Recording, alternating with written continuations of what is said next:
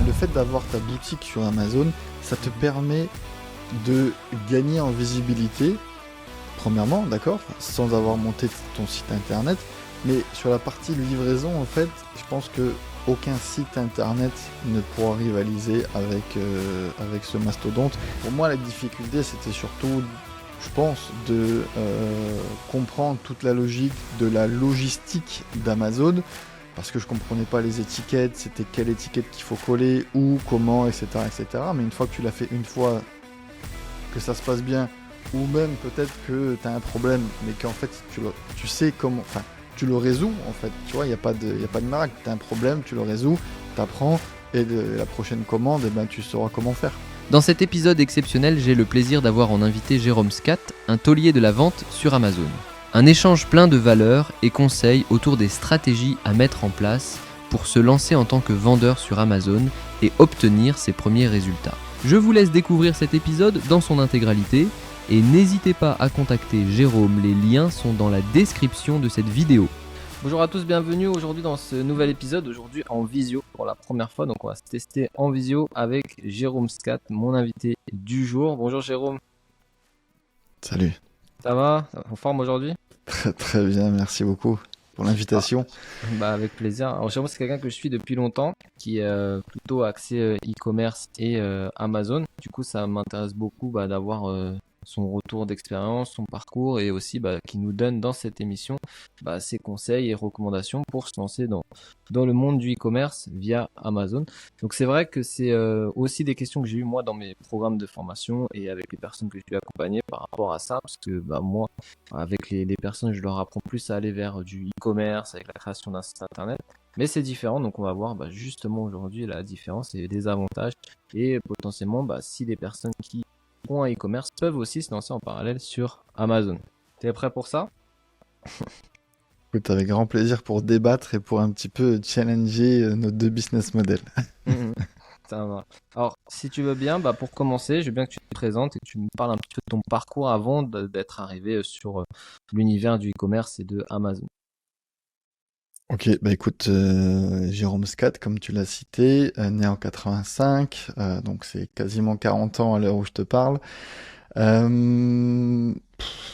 Voilà, parcours traditionnel, normal. J'ai pas vécu dans une famille très très riche. Ensuite, j'ai fait bac comptabilité, BTS transport et logistique. Ensuite, j'ai fait un petit magasin à Metz, donc c'était de la customisation de vêtements pour tout ce qui est rappeur, hip-hop. Tu vois, j'ai travaillé pour La Fouine, Booba, El Matador, Matt Pokora, etc., etc. Donc je faisais des t-shirts, tu vois, les trucs XXXXL, tu vois, comme le rap il y a quelques années maintenant. Au bout d'un an, j'ai dû fermer le magasin. Tu vois, j'ai fait toutes les erreurs possibles et imaginables quand t'as 19 piges et que tu ouvres un magasin dans un centre-ville d'une grande ville.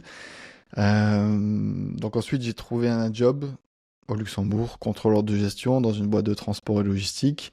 Ça a duré 5 ans. Ensuite, j'ai fait contrôle de gestion dans une banque japonaise, toujours au Luxembourg. Et ensuite, c'est là que j'ai découvert le business model d'Amazon FBA. Voilà, en gros pour mon parcours. Ça fait combien de temps à peu près que tu as commencé le Amazon? C'était en 2015-2016. D'accord, c'est bientôt 10 ans alors.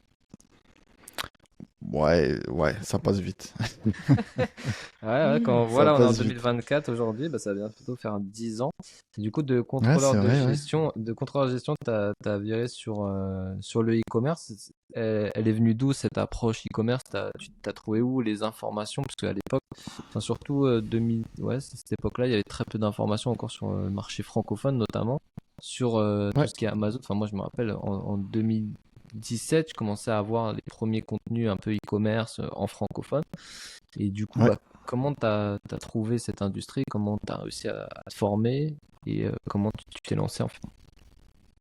En fait, j'ai commencé à m'intéresser à Amazon FBA parce que, tu vois, en fait, pour aller à la banque, donc j'avais quasiment une heure et demie de route à l'aller, une heure et demie de route au retour. Donc, forcément, j'écoute pas trop la radio. j'écoute des podcasts. À l'époque, c'était Parlons Web. Je sais pas si tu as connu ça un petit peu, mais il Non. n'existe plus ce podcast-là. C'était Xavier Jalleran qui avait invité en fait Paul Faure. Je sais pas si tu connais Paul Faure. Il est en ce moment dans le podcast avec Stan Leloup qui Ok. s'appelle maintenant, je crois que ça s'appelle Le Trilliard, mais avant, c'était Nomade Digital. Nomade Digital. Et Ouais. en fait, Xavier, en fait, il a interviewé ce petit jeune qui avait, je sais pas, peut-être même pas une vingtaine d'années, vraiment très, très, très jeune. Et en fait, il te parle à 200% de ce business model qui est juste incroyable et que, comme tu l'as dit tout à l'heure, que personne ne connaît vraiment en France. Et donc, je m'y intéresse. Après, il a créé un groupe Facebook sur le sujet. Donc là, en fait, il y avait, je sais pas, des centaines de personnes qui échangeaient, qui posaient plein de questions, etc., etc. Donc c'était super cool. Et donc en parallèle de mon job, eh ben, je m'intéresse, je me forme, je regarde, je teste, j'essaie de trouver un petit peu du contenu. Et à ce moment-là, en fait, ben, Paul Faure, il lance sa petite formation. Je crois que je crois même que c'est une des premières formations que j'achète. Donc là, on est en 2015, 2000, ouais, 2015. Pour être honnête, elle coûte 47 balles ou un truc comme ça, tu vois, moins de 50 euros. Mais tu vois, pour moi, en tout cas, c'était ouais, je pense que c'est une des premières formations que j'ai achetées, en plus 50 balles. Mais je t'avoue que le niveau était vraiment claqué au sol. Elle était vraiment toute pourrie, sa formation. Mais pas de problème, tu vois, il n'y a pas de stress et tout. Et, enfin, j'apprends encore des choses tous les jours. Donc, enfin, je veux dire, j'ai quand même appris grâce à cette formation, mais c'était pas ouf. C'est pas assez poussé, quoi. Et que- Ouais, non, et puis tu vois, il n'y avait pas tous les logiciels, il n'y avait pas toutes les plateformes qui existent comme maintenant, tu vois, le mec, je crois qu'il nous avait donné accès à un Google Drive, à un fichier Excel, et puis c'était fini, quoi, tu vois, Hmm. un truc de 2015, donc tu vois, pour les gens qui nous écoutent maintenant, ça a l'air un petit peu fou, mais finalement, c'était comme ça que ça se passait, et je pense que quelques semaines après, ou quelques semaines après, il a arrêté son groupe Facebook, en fait. Et du jour au lendemain, tu te retrouves ben, avec plus aucune information, plus aucun contact. Et c'est là, en fait, où j'ai décidé de créer mon propre groupe Facebook pour être chez moi, à la maison. Et puis pouvoir ensuite continuer à échanger et que personne ne puisse cutter ou supprimer ce groupe Facebook avec toutes les informations qu'il y avait dedans. Donc en parallèle de ça, donc forcément quand tu fais du e-commerce et de l'Amazon FBA, ben, il faut trouver un produit, on est d'accord. Et bah là, il n'y avait pas tous les logiciels, Jungle Scout, Helium 10, etc., etc. Donc ben, tu te démerdes, tu te sors les doigts du cul et tu essaies de trouver un produit comme tu peux pour essayer de le vendre correctement sur Amazon avec les deux, trois informations qu'il y avait en ligne à cette époque. Donc tu fais toutes les Comment j'ai recherches en fait? temps manuel, hein. C'est ça? Tu t'analyses chaque fiche produit, enfin on va dire chaque recherche par Même rapport à. pas. En fait, franchement, sincèrement, le premier produit que j'ai, enfin que je trouve, c'est pas moi qui le trouve, c'est ma femme. Donc tout le mérite est pour elle. En fait, on descendait chez sa sœur qui habite à Bordeaux. Donc tu vois, Metz-Bordeaux, c'est la grande diagonale. Euh, et elle scrolle en fait Facebook pendant que je roule. Et elle tombe sur un groupe Facebook qui s'appelle, enfin qu'elle suivait déjà, hein, qui s'appelle L'Avant-Gardiste. Je sais pas si ça existe encore maintenant. Donc voilà, où ils te dénichent entre guillemets des nouveaux produits. Ils font un petit peu d'affiliation ou un système de dropshipping, je crois, un truc comme ça. Et en fait, là, elle tombe sur un tablier à barbe. Tu sais, le truc où tu te le colles autour du cou, tu l'accroches sur ton miroir pour que quand tu te rases à la tondeuse, eh ben, ça tombe pas dans le lavabo et ta femme, elle te défonce. Euh, je pense que c'est un produit sur lequel elle voulait déjà l'acheter pour nous, enfin pour moi surtout. Euh, et ensuite, ben, on s'est dit, ben go, ça peut être un super produit. Il y en avait que un sur Amazon à cette époque-là, et c'était la vraie marque, en tout cas le mec qui avait inventé le concept, je pense, et qui avait inventé le produit. Et encore une fois, tu vois, tu te poses des questions. Est-ce que c'est le bon produit? est-ce qu'il y a de la demande? Est-ce que tu as le droit de vendre ce produit? Est-ce Mhm. que on va l'acheter? Est-ce que tu vas pas avoir des problèmes? Enfin, tu vois, 50 milliards de questions. Au final, je crois que je sais pas, une semaine après les vacances ou 2 semaines après, ou même pendant les vacances, en fait, j'ai contacté le fournisseur. J'ai trouvé des fournisseurs sur Alibaba. Je lui demande un petit échantillon. On fait l'échantillon. Je le reçois quelques semaines après. Et je me dis, allez, go, j'investis 700 balles, 750 euros pour être franc. Je crois que j'avais 200 ou 250 unités de chaque pièce. Et je les envoie dans les entrepôts d'Amazon. Là, mec, en 24 heures, je fais mes premières ventes. Ok. Ça veut dire que le produit il Donc, décolle direct.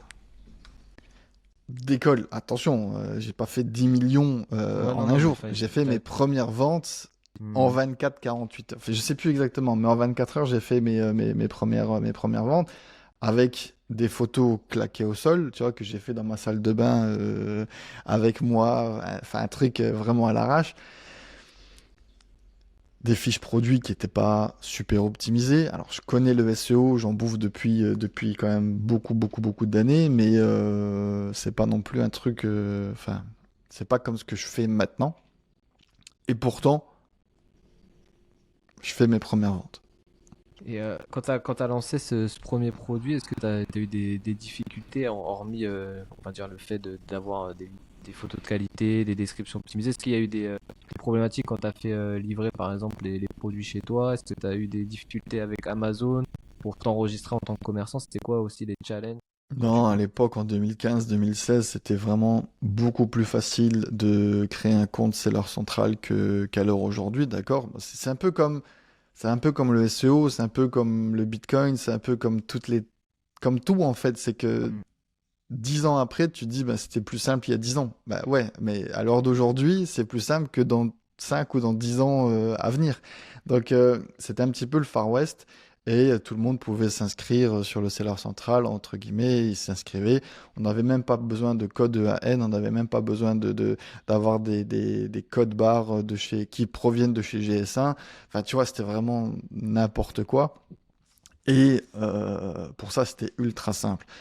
Pour moi, la difficulté, c'était surtout, je pense, de comprendre toute la logique de la logistique d'Amazon, parce que je comprenais pas les étiquettes, c'était quelle étiquette qu'il faut coller, où, comment, etc., etc. Mais une fois que tu l'as fait une fois, que ça se passe bien, ou même peut-être que tu as un problème, mais qu'en fait, tu sais comment, enfin, tu le résous, en fait. Tu vois, il y a pas de miracle. Tu as un problème, tu le résous, tu apprends, et la prochaine commande, eh ben, tu sauras comment faire.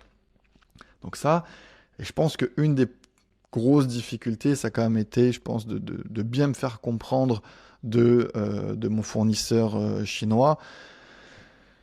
C'est parce que, ben, tu vois, les spécifications produits, les retours, etc., etc., ça, c'était un peu plus complexe, surtout avec la langue, enfin, tu vois, c'était pas... Pour moi, ça a été pas une problématique, mais surtout quelque chose qui m'a fait perdre quand même un petit peu de temps Mhm. pour avoir un produit de qualité. Parce que moi, en fait, je consomme sur Amazon et comme tout le monde, je me dis, si j'ai des mauvais avis, je vais me faire défoncer. En fait, déjà, dès le début, en fait, tu vois. Et j'avais pas envie d'avoir des mauvais avis sur mon produit et j'avais pas envie de me retrouver avec un 5, non, pardon, avec un 2, 3 étoiles, tu vois. Je voulais vraiment viser le 4,5, 5 étoiles sur le long terme. Donc, je voulais vraiment un produit de qualité.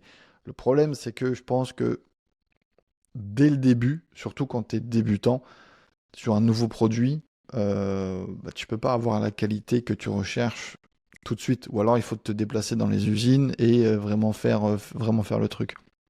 Ou alors ça prend des semaines et des semaines. Je pense que voilà, il faut pas trop se casser la tête, lancer ton produit. Alors attention, hein, je dis pas de vendre de la merde, hein, bien évidemment, un minimum de qualité quand même. C'est pour ça, n'allez pas négocier, je pense, à râler pas crête avec vos fournisseurs, parce que du coup, ben, forcément, il y a un moment où la qualité, ben, tu vois, les marges, il faut gratter quelque part. Donc, il va gratter sur la qualité. Moi, sur mon tissu, ben, il y a différentes épaisseurs de tissu. Il y a des ventouses. Ben, les ventouses, il y a des systèmes d'accroche, soit un système tout pourri, ou soit un système avec l'air qui entre et l'air qui ferme, etc., etc.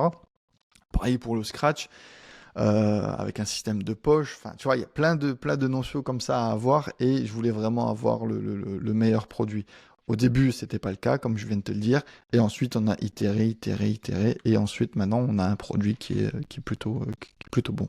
Donc voilà. Ok. En fait, sur Amazon, vous êtes plus dépendant, voilà, de la qualité du produit et des reviews plutôt que du marketing en fait autour de la marque par rapport à un e-commerce classique, on va dire.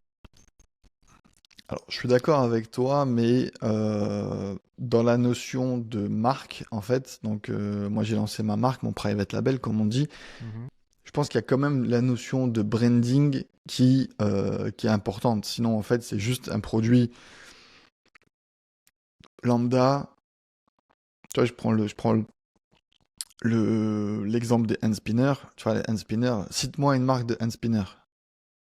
T'en connais Non, pas en fait, tu vois, non. c'est personne qui a sorti une marque alors que tout le monde a vendu des hand spinners. Euh, L'idée, c'est vraiment d'avoir une marque sur laquelle tu arrives à capitaliser. Surtout moi dans le domaine de la barbe où derrière j'ai lancé d'autres produits que ce simple tablier à barbe. J'ai lancé des crèmes, des baumes, etc., etc. Donc là on touche un petit peu plus sur la cosmétique. Et du coup en fait si t'es pas reconnu et connu comme une belle marque à confiance, bah, personnellement je me mets pas des crèmes sur le visage de produits que je connais pas quoi. Tu vois, enfin je veux C'est dire clair. c'est un peu délicat. Et si en plus je suis pas le plus expérimenté dans la barbe, il y a des mecs, ils te disent exactement qu'est-ce qu'il faut mettre comme huile, comme, enfin tu vois, c'est des fous furieux, Oui, ils ont ils sont, ils sont des intéressés, ouais. barbes exactement, tu vois. Donc si t'essayes de les entourlouper, je peux te dire qu'ils vont te défoncer sur les réseaux, etc., etc. Donc je suis d'accord avec toi que sur Amazon, t'es pas forcément obligé d'avoir un beau site internet, t'es pas obligé d'avoir une belle marque sur Instagram, t'es pas obligé d'avoir tout ça en fait parce que c'est Amazon qui fait le job pour toi. Donc c'est beaucoup plus simple. Et c'est pour ça que j'ai réussi à vendre en 24-48 heures mes premières commandes parce que les gens ils veulent un produit.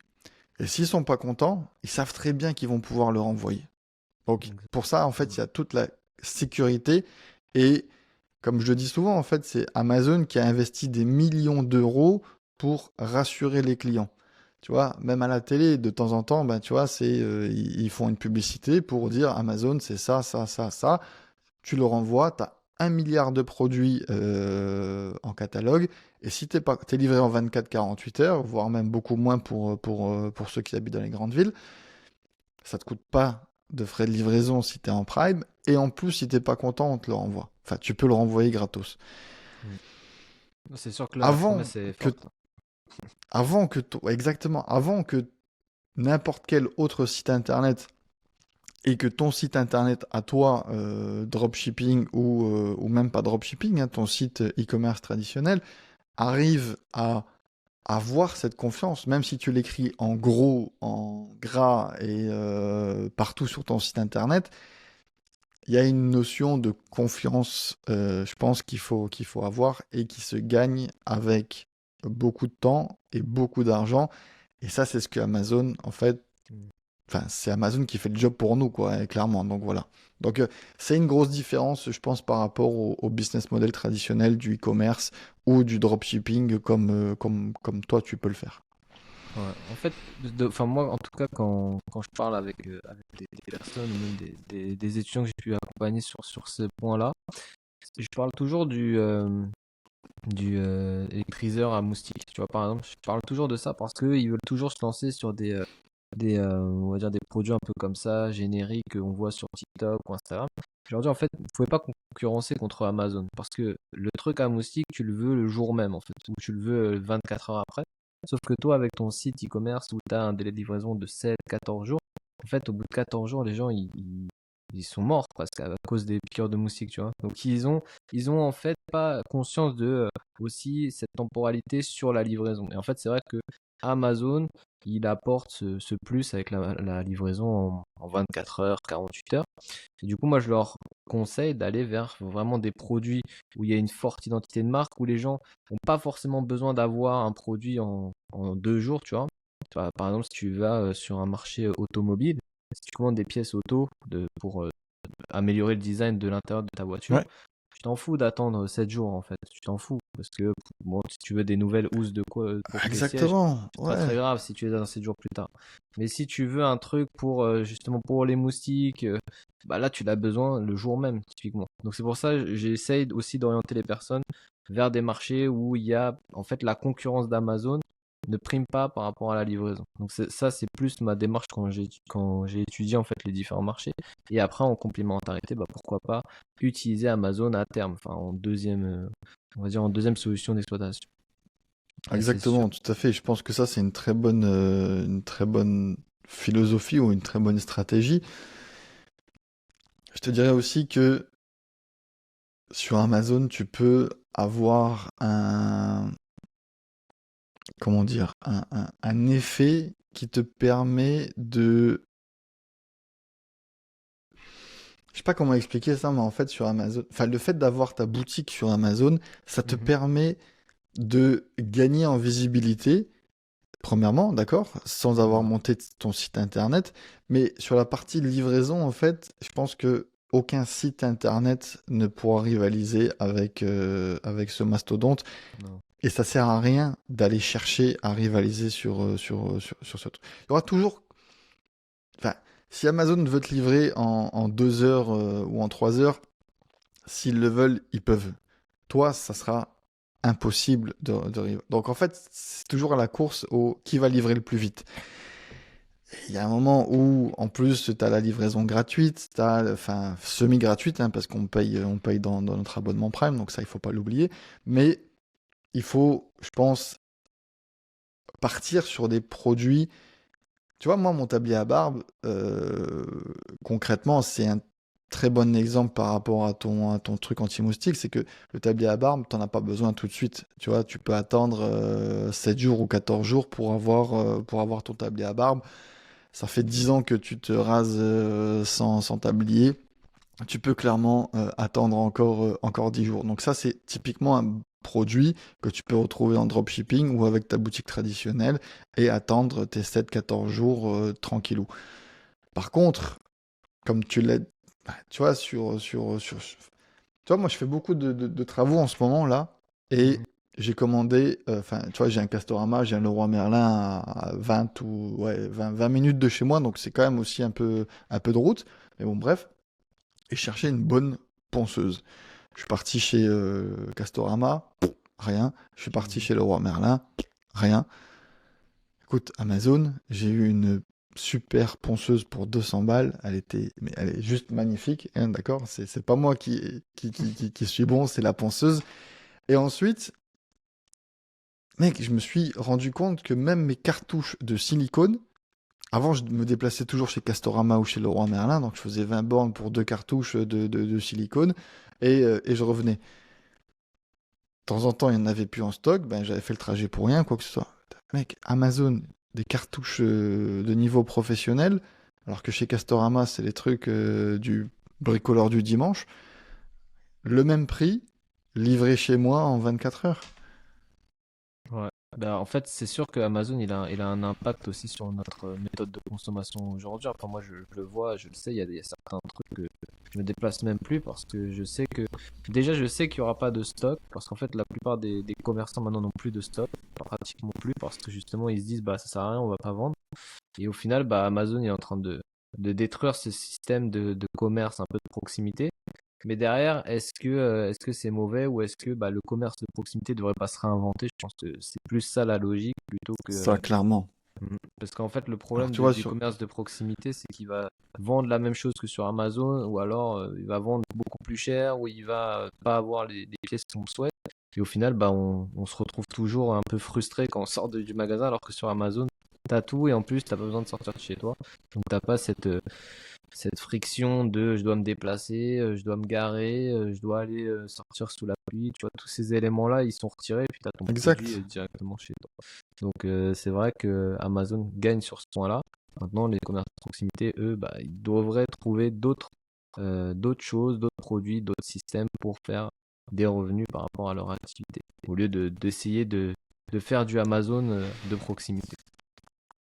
Tu vois, la dernière fois, je suis totalement d'accord avec toi. Et tu vois, la dernière fois, j'étais chez Decathlon pour les habits de foot ou les conneries, je sais plus, de mon fils. Mhm. Même le vendeur, en fait, il l'avait plus en stock et il nous dit d'aller sur decathlon.fr. Donc même eux, en fait, sont en train de se tirer une balle dans le pied. Et maintenant, je me déplace même plus chez Decathlon. Je commande directement sur decathlon.fr. Parce que voilà, j'ai envie d'avoir un produit. Enfin, si je me déplace en magasin, c'est pour repartir avec mon truc. Tu vois, c'est tout le concept de Ikea. Tu vois, Ikea, ils sont arrivés, ils ont dit avant, vous attendiez, je sais pas, 3 semaines, un mois pour recevoir votre literie. Maintenant, c'est tu prends, tu descends en bas et tu repars avec ton truc. Et je suis désolé, mais But et tous les magasins qu'on a connus de décoration ou d'ameublement, etc., il y a 20 ou 30 ans, je suis désolé, mais c'était du dropshipping. Ils prenaient ta commande, une fois qu'ils avaient ta commande, ils l'envoyaient à son fournisseur, et tu la recevais 3 semaines ou un mois plus tard, et ensuite ils t'appelaient pour venir la récupérer dans leur magasin. Je suis Ouais. désolé, mais j'appelle ça du dropshipping. Il y a encore beaucoup de sites comme ça, d'ameublement et tout, qui font encore ça, hein. Ça existe encore beaucoup. Je sais que la dernière fois, je regardais, j'ai étudié, je crois que c'est Mano Mano, un site comme Ouais. ça, et beaucoup de dropshipping aussi, hein. Tous ces sites-là sont encore dépendants des fournisseurs étrangers. En fait, dès qu'ils ont une commande, donc pour un canapé, des fois, tu as 3 mois d'attente. Mais ça, d'un côté, c'est un peu normal parce que t'es pas capable d'avoir la Mm. superficie pour avoir 15 canapés de chaque couleur, de chaque modèle dans tes entrepôts pour repartir direct. Tu vois, c'est impossible. Enfin, je veux dire, au niveau de la trésorerie, c'est pas possible. Au niveau de l'entrepôt, c'est pas possible. Donc, forcément, le business model, il est pas débile. Mais qu'on arrête de casser du dos dans ce cas sur tous les dropshippers qui vendent des produits dropshipping tendance TikTok et que Bruno Le Maire casse du sucre ou interdit ou fait des lois anti-dropshipper, alors qu'on a des enseignes comme But, comme Darty ou comme je sais pas quoi, qui le font depuis des décennies. Tu vois ce que je veux dire? C'est exactement le même principe. C'est juste à un moment, il faut le faire avec éthique et il faut le faire, je pense, correctement. Ouais, Voilà. et encadré, ouais, c'est sûr, c'est sûr. Du coup, pour une personne là qui s'intéresse un peu à Amazon ou e-commerce, etc., tu lui conseillerais de partir, enfin, ce serait quoi le point de départ, dans quelle industrie, et quels seraient les processus un petit peu pour se lancer aujourd'hui sur Amazon? En fait, la première question qu'on me pose le plus souvent, c'est est-ce qu'on peut vendre en tant que particulier? Et la Mhm. réponse, elle est non. Il faut une société, déjà. Soit à minima une micro-entreprise. On n'a pas le droit de faire de business si t'as pas à minima une micro-société. D'accord? Une micro-entreprise et être en auto-entrepreneur, pardon. Mhm. Donc ça, c'est la première question sur laquelle je réponds peut-être 20 fois par jour. Une fois que tu as ça, tu ouvres ton compte Seller Central. C'est gratuit. Ça coûte 0 € de l'ouvrir, ton compte Amazon.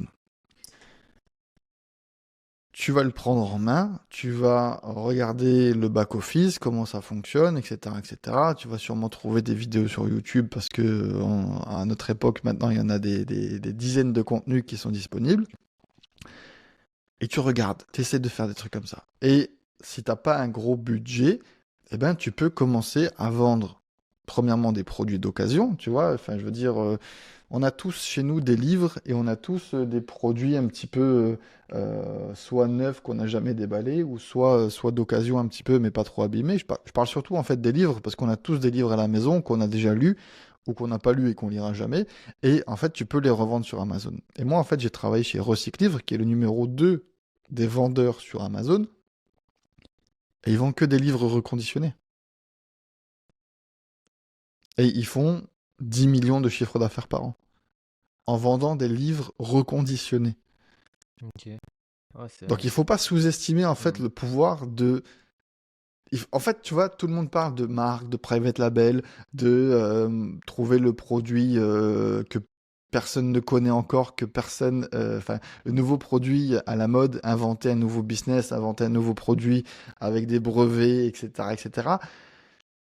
Mais retournons au basique, tu vois. Et je pense qu'on a tous chez nous des produits à la maison où, tu vois, moi j'ai une petite formation gratuite qui t'apprend à faire tes premières ventes sur Amazon, où je me filme, je suis chez Auchan avec mon fils dans le rayon jouets, j'achète pour 100 balles de jeux vidéo et je le revends pour 500 € sur Amazon. Ok. C'est les jeux vidéo Rien que ça. qu'ils étaient Des jeux en. vidéo de Switch qu'ils étaient en promo, en fait, tu Hmm, vois. ok. Donc tu cherches les petits macarons jaunes ou orange fluo, là, moins 50%, moins 70% ou ce que tu veux. Tu regardes sur Amazon à combien ils se vendent. Donc par exemple, là, typiquement, c'était des jeux de vidéo Nintendo Switch. Let's Sing, chanteur, je sais pas quoi, là. Ils étaient à 9,99 chez Auchan. J'en ai acheté 10, ça me fait 100 balles. 9,99 x 10, ça fait 100 balles. Et je les ai revendus 49 € pièce ou 39 € pièce, etc., etc. Donc derrière, bien sûr, tu as évidemment des commissions d'Amazon, hein, parce qu'ils te prennent un pourcentage de commission, à savoir 15% dans certaines catégories, mais le maximum, c'est 15%. Voilà. Alors, je suis pas devenu riche, je suis pas devenu millionnaire, j'ai pas pu déménager à Dubaï, je suis désolé, mais j'ai fait mes premières ventes avec un budget de 100 balles. Ouais, c'est L'autre intéressant, question qu'on me demande c'est toujours, intéressant ce que tu viens de dire, parce qu'en vrai, c'est vrai que les gens, quand ils lancent l'activité e-commerce, la plupart du temps, ils s'imaginent déjà avec des millions ou, tu vois, genre des liasses de billets sur leur lit à les jeter en l'air et à aller sur des yachts, etc. Tu vois. C'est vrai qu'il y a eu tellement de propagande autour de ça. En fait, on va dire, il y a 5 ans, le mot, c'était lance-toi en e-commerce et deviens millionnaire. En fait. C'était vraiment, on va dire, l'appel, l'offre de se lancer dans l'e-commerce. Maintenant, je pense que ça commence un petit peu à être plus rationnel, on va dire, en termes d'objectifs. Mais bon, il y a quand même des gens qui espèrent toujours changer complètement de vie, changer complètement d'univers grâce au e-commerce ou Amazon. Et c'est sûr que, bah, en fait, les étapes, faut les passer une par une et marche par marche. Et en fait, les gens, ils ont oublié ça. Ils ont souvent oublié ça. le problème, c'est que sur toutes les contenus Instagram, TikTok ou YouTube, c'est qu'on bouffe de 0 à 10 millions, tu vois, où on regarde des Yomi Denzel. Mais le problème, c'est que ses premiers jours à Yomi Denzel, il n'a pas fait 100 000 balles, il a fait quelques commandes. Et ensuite, il a appris, il a amélioré, et au fur et à mesure, voilà. Et au bout d'un an, tu vois, moi je dis toujours, j'ai fait en un an et demi, grâce à ma marque e-commerce sur Amazon, ma marque de barbe, j'ai fait 450 000 € de chiffre d'affaires. En un an et demi. Mais c'est sûr que ça fait rêver. Mais le premier jour, ben, j'ai fait 20 € de chiffre d'affaires parce que j'ai vendu une commande. Et le Mm. deuxième jour, deux, et ensuite trois, et ensuite 10. Ensuite, voilà, je faisais des Noëls à 10 000 € par jour de chiffre d'affaires. C'était juste incroyable. Amazon à Noël, tu te fais des couilles en or. Mais avant d'arriver là et avant de pouvoir prétendre faire des 10 000 € par jour sur Amazon à Noël, Il y a des étapes. il va falloir commencer à faire quelques petites ventes au mois de juillet, au mois d'août, au mois d'avril, etc., etc. Tu peux pas arriver et réussir. Enfin, je veux dire, pour moi, en tout cas, c'est pas, voilà. Et après, tu dis, oui, on a vendu beaucoup de millions. Moi, j'ai plusieurs femmes dans ma formation. Je parle de femmes là parce que en fait, elles travaillent, elles ont un job à côté, ça leur plaît, elles vont pas quitter parce que ben elles pensent à la retraite, parce que il y a des crédits à faire, etc., etc. Tu vois, donc elles sont bien dans leur métier, elles sont bien dans leur job, mais elles voulaient juste un complément de revenu. Et au bout d'un mois, en fait, elles ont pu juste en faisant de l'achat-revente, donc c'est même pas de la création de marque ou quoi que ce soit qui est compliqué avec des dépôts, INPI, etc., etc. Non, elles vont dans des magasins, Action, Nose, Auchan, etc. Pendant qu'elles font les courses pour leur famille, elles prennent 10, 15, 20 minutes pour faire un petit détour dans certains magasins ou dans certains rayons. Et grâce à ce business model-là, qui est simple à faire, hein, c'est que tu n'as même pas besoin de faire de fiches produits. Tu squattes la fiche produit d'un autre, d'accord? Elles ont juste à scanner. Franchement, ça prend, là je vends pas du rêve, ça prend 5 minutes à faire. Mhm. Et grâce à ça, en fait, elles peuvent se payer une femme de ménage tous les mois. Et c'est Ok. tout ce qu'elle voulait. Elle voulait pas plus, tu vois. Donc après, derrière, il y en a qui arrivent à se payer des vacances pour leur famille. Voilà, tu vois, du moment que ça sort pas de ton portefeuille et du moment que tu es rentable, j'ai envie de te dire que tu as gagné le truc. C'est vrai, c'est vrai. Bah, il y a tout niveau en fait. Il y a des personnes qui veulent ça juste pour. Il y a certaines personnes, même juste par envie de développer un petit truc à côté, qui même pas pour des revenus en fait, pour avoir on va dire une activité ou rentrer dans un groupe. Ils vont aller sur ce genre d'activité. Mais je savais pas qu'on pouvait faire ce type de transaction sur Amazon. En fait, moi, j'ai déjà regardé les personnes qui faisaient ça un peu sur Vinted, tu vois. Sur Oui, Vinted, il y a beaucoup de gens qui font de l'achat-revente de vêtements, qui achètent dans un truc en solde, qui revendent plus cher, qui vont chez nous, il y a Aubervilliers pas très loin qui achète un petit ok. des 100 pièces, 200 pièces et qui revendent sur Vinted, tu vois.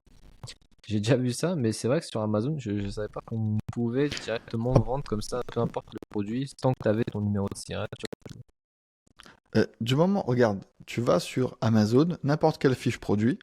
On va pas sur iPhone ou des conneries comme ça, hein, tu sais pas, tu tapes, je sais pas moi, n'importe quel produit, un carnet, un sous-de-table, enfin tout ce que tu veux, tu vois.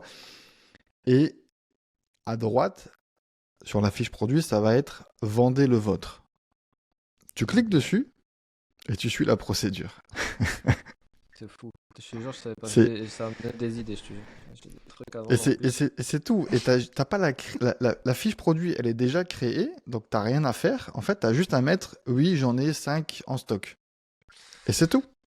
Ah ouais, j'ai plein de Fini. trucs à vendre là. Je te jure, ça me vient de me.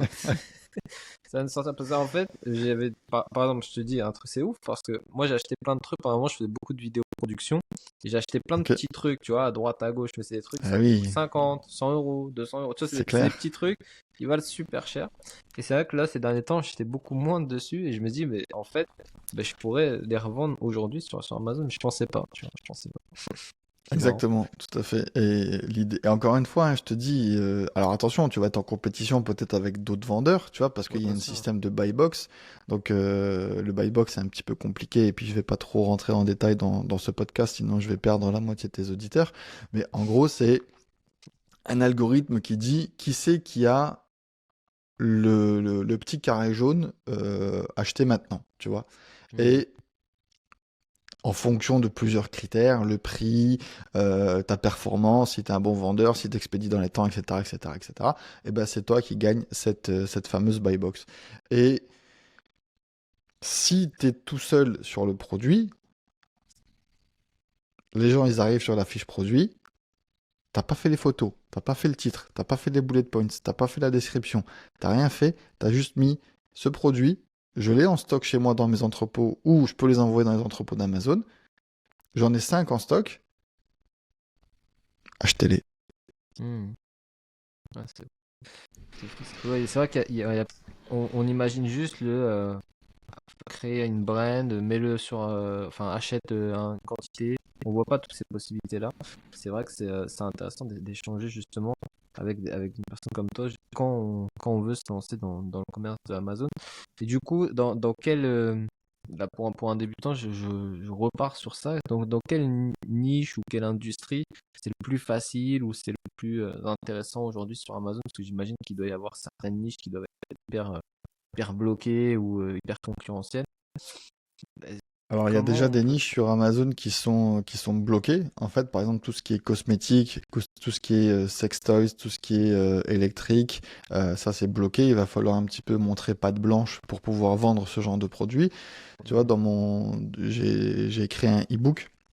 Et en fait, dans l'e-book, j'ai parlé d'une anecdote qui m'est arrivée. C'est qu'une personne elle n'était pas membre de ma formation, mais parce que je l'avais pas sorti encore. Et elle était sur notre groupe Facebook que je t'ai cité juste avant. Et en fait, elle dit, j'ai acheté c'était des chargeurs ou un truc comme ça, tu vois. Et elle dit, j'en ai acheté 50, mais je peux pas les vendre. Normal, elle était bloquée en fait. Elle pouvait pas débloquer cette catégorie parce qu'elle avait jamais rien vendu sur Amazon et Mhm. qu'un produit électrique comme ça peut être ultra dangereux. Et donc en fait, ben ça, c'est des produits qui sont un petit peu délicats à proposer sur Amazon en tant que débutant, d'accord? Tu vois, par exemple, moi, qui a un compte qui date de 2015, qui a fait plusieurs centaines de milliers d'euros de chiffre d'affaires sur Amazon, j'ai pas les mêmes accès que si toi tu ouvres ton compte Amazon Seller Central tout de suite, tu vois. Donc j'ai montré que c'est bon, c'est clean, j'ai des belles performances, etc., etc. Donc voilà. A contrario, il y a aussi des marques que tu ne pourras pas vendre dans l'achat-revente. Je pense surtout à Nike, à Apple, à Lego ou des choses comme ça. En fait, il va falloir montrer que tu as l'autorisation de vendre certaines marques. Alors, des fois, il suffit juste d'envoyer comment ça s'appelle, une facture comme quoi tu as bien acheté les produits pour pas que ça soit de la contrefaçon, j'ai envie de te dire. Et tu envoies ça sur ton seller central à Amazon, il vérifie, il check. Donc il y a deux, trois procédures, il y a deux, trois hacks, entre guillemets, ou bonnes informations à mentionner pour que ça soit un peu plus rapide. Et une fois qu'ils ont validé, hop, c'est bon, tu peux vendre la marque Lego, Nike, ou ce que tu veux. Au niveau des niches, moi je donne jamais de conseils sur les niches parce que ça dépend de beaucoup, beaucoup de paramètres. Maison, t'en as déjà vu plein, toi qui es dans le dropshipping, tout ce qui est articles de cuisine. Les dropshippers, ils ont écrémé cette niche-là. Voilà, encore une fois, si tu fais les choses correctement, pour moi, y a aucune niche qui est bloquante ou quoi que ce soit. Il faut juste que ça soit en relation et en corrélation par rapport à ton budget, par rapport à ton niveau d'expérience et par rapport aux objectifs que tu atteins. Typiquement, moi, je me rappelle, il y a quelqu'un qui voulait lancer une marque de cosmétiques bio. En fait, tu vois, elle était en job et ça se passait un petit peu pas top avec son patron. Elle avait 10 000 euros de budget, elle a vu Amazon FBA, elle m'a contacté, elle m'a dit, tac, j'aimerais lancer ma marque de cosmétiques sur Amazon, certifiée bio. Ok, tu vois, pas de problème et tout, on check, on challenge, on regarde. 10 000 euros de budget, c'est très bien pour lancer sa marque, tu vois, c'est top. Elle veut aller sur Alibaba. Putain, va faire du certifié bio made in China. Déjà, c'est un peu complexe. Ok. Ensuite, aucune expérience dans tout ce qui était certification, dans tout ce qui était, comment dire, tout ce qui est label bio, etc., etc. Aucune expérience. Ensuite, zéro expérience dans tout ce qui est import-export. Ok, qu'est-ce que tu veux que je te dise? Ensuite, il y avait tout ce qui est autour de la marque. Pas d'expérience. Moi, mon conseil que je lui ai donné, c'est commence petit, d'accord? Avec de l'achat-revente, comme je t'ai dit. Monte une petite marque d'un autre produit qui n'est pas certifié bio, qui n'est pas cosmétique, etc., etc. Tu vois? Alors que j'ai toute l'expérience dans tout ce qui est produit de barbe. Mais c'est juste qu'à un moment, je sais que elle a une problématique. Son job, ça se passe mal. J'ai pas envie de l'engager sur un truc qui va durer 7, 8 ou 12 mois avant d'avoir une marque cosmétique qui tourne correctement sur Amazon.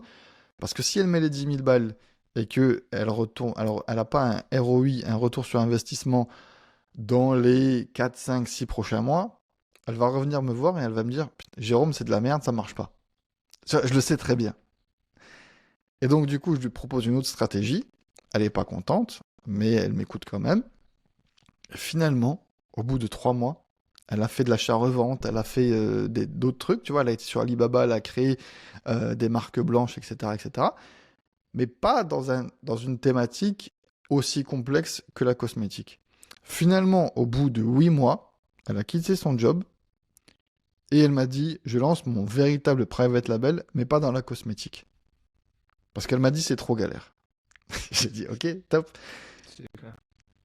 Si, franchement, je veux pas me jeter de fleurs ou quoi que ce soit, mais si elle avait écouté un autre formateur ou si elle avait écouté personne et qu'elle s'était lancée toute seule, je pense qu'elle aurait cramé ses 10 000 balles. Elle aurait un stock à la maison ou peut-être bloqué à la douane, j'en sais strictement rien, et c'était terminé, tu vois. Et elle aurait craché sur le modèle Amazon parce que elle, en fait, ça n'a pas fonctionné. Et c'est ce qui est un petit peu dérangeant. Maintenant, à contrario, je connais des personnes, ils sont venus avec 5000 euros, ils avaient une idée de fou furieux au niveau du produit, ils avaient fait toute l'analyse, etc., etc., et ça a cartonné direct. Donc, en fait, ça dépend de ton expérience, de ta trésorerie et de ce que tu es prêt aussi à perdre, parce que attention, il n'y a pas tout le monde qui a réussi sur Amazon, il y a aussi des gens qui ont perdu de l'argent sur Amazon. Parce Ouais, qu'ils ont fait un mauvais choix de niche, parce qu'ils ont fait un mauvais branding, parce que, tu vois, c'est aussi le problème avec tous les logiciels que tout le monde nous vend pour leur lien d'affiliation, Helium 10 ou Jungle Scout, etc., etc., d'accord? Tout mhm. le monde te dit que c'est obligatoire d'avoir des logiciels. Moi, personnellement, je suis pas le spécialiste des logiciels. Je les ai, mais je les recommande quasiment jamais. Ok. Pourquoi? Parce que tu as un niche finder, donc un logiciel qui te dit vas-y, cette niche-là, elle est super tendance, elle est super cool, vas-y, fonce. Le problème, c'est que toi, moi et les centaines de milliers d'autres personnes qui utilisent le même logiciel ont la même information. C'est vrai. Donc à ce moment-là, la niche, elle est ultra rentable. Tout le monde va sur Alibaba pour trouver un fournisseur. En plus, maintenant, ils ont connecté Alibaba avec leur logiciel Helium 10 ou Jungle Scout. Et du coup, en fait, ils te proposent le même fournisseur. On a la même niche, on a le même fournisseur.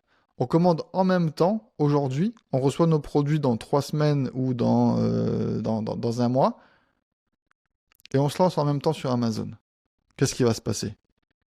Eh bien, on va se faire la guerre des prix, on va se faire les trucs, et finalement, plus personne au bout de 6 mois va gagner de l'argent parce que ben, la niche, elle est plus compétitive.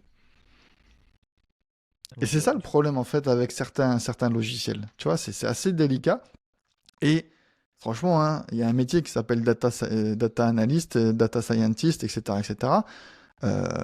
C'est un métier à part que de traiter de la donnée en masse, de la grosse donnée. Tu vois ce que je veux dire? Et il suffit pas juste d'écouter un logiciel que tu as payé 99 euros par mois pour miser 5000 balles sur la table. Enfin, je veux dire, il faut quand même être fou. Ouais. Ce qui est bien, enfin, dans ton histoire avec ton étudiante, c'est vrai que ça me rappelle pas mal de personnes qui ont pas notion et qui pensent que, en fait, ce qu'ils voient dans les rayons du magasin, en fait, ça arrive là et puis c'est facile, en fait, à mettre en place. Donc, tout le monde peut créer sa marque bio, tout le monde peut créer son savon naturel avec les labels, etc. Et ils se rendent pas compte déjà de toutes les démarches commerciales à avoir, si tu fais importer d'un pays. Il y a tellement d'éléments avant de commercialiser que en fait tes 10 000 euros de budget, tu les as déjà cramés avant même d'avoir acheté tes produits pratiquement. Il y en a déjà même qui m'ont dit oui, je vais déposer ma marque à l'INPI et tout. Je dis ok, ouais, ça a l'air bien, mais déjà dépose ton nom de domaine avant C'est de ça. mettre ça à l'INPI, parce que si tu veux faire un site e-commerce et que t'as pas le nom de domaine, en fait, ça servira à rien de déposer quoi que ce soit, tu vois. Et au final, ils se disent ah ouais, ça va, c'est peut-être une démarche intéressante à avoir. Parce que en fait, on n'est plus dans le même monde qu'il y a 15 ans, 20 ans, et en fait, il y en a qui n'ont pas encore fait cette étape. Donc, je pense que même l'INPI, hein, enfin, c'est des protections intellectuelles. Je pense qu'il faut pas trop s'y attarder au début. Enfin, faut surtout se concentrer sur sa capacité à faire du cash en fait derrière pour pouvoir justement développer quelque chose ensuite. Parce qu'en fait, tout business a besoin de cash. Si on a des rêves, bah en fait, les rêves sans cash, ils se réalisent pas en vrai. Totalement d'accord avec toi. Et encore une fois, même si tu achètes la meilleure formation du monde, tu vas quand même faire des erreurs. Ouais, Et c'est sûr. le meilleur moyen de faire ça, c'est de se lancer et d'avoir la capacité en temps et en ressources financières de pouvoir les résoudre. Et à partir de là, il n'y a aucun stress, tu vas réussir.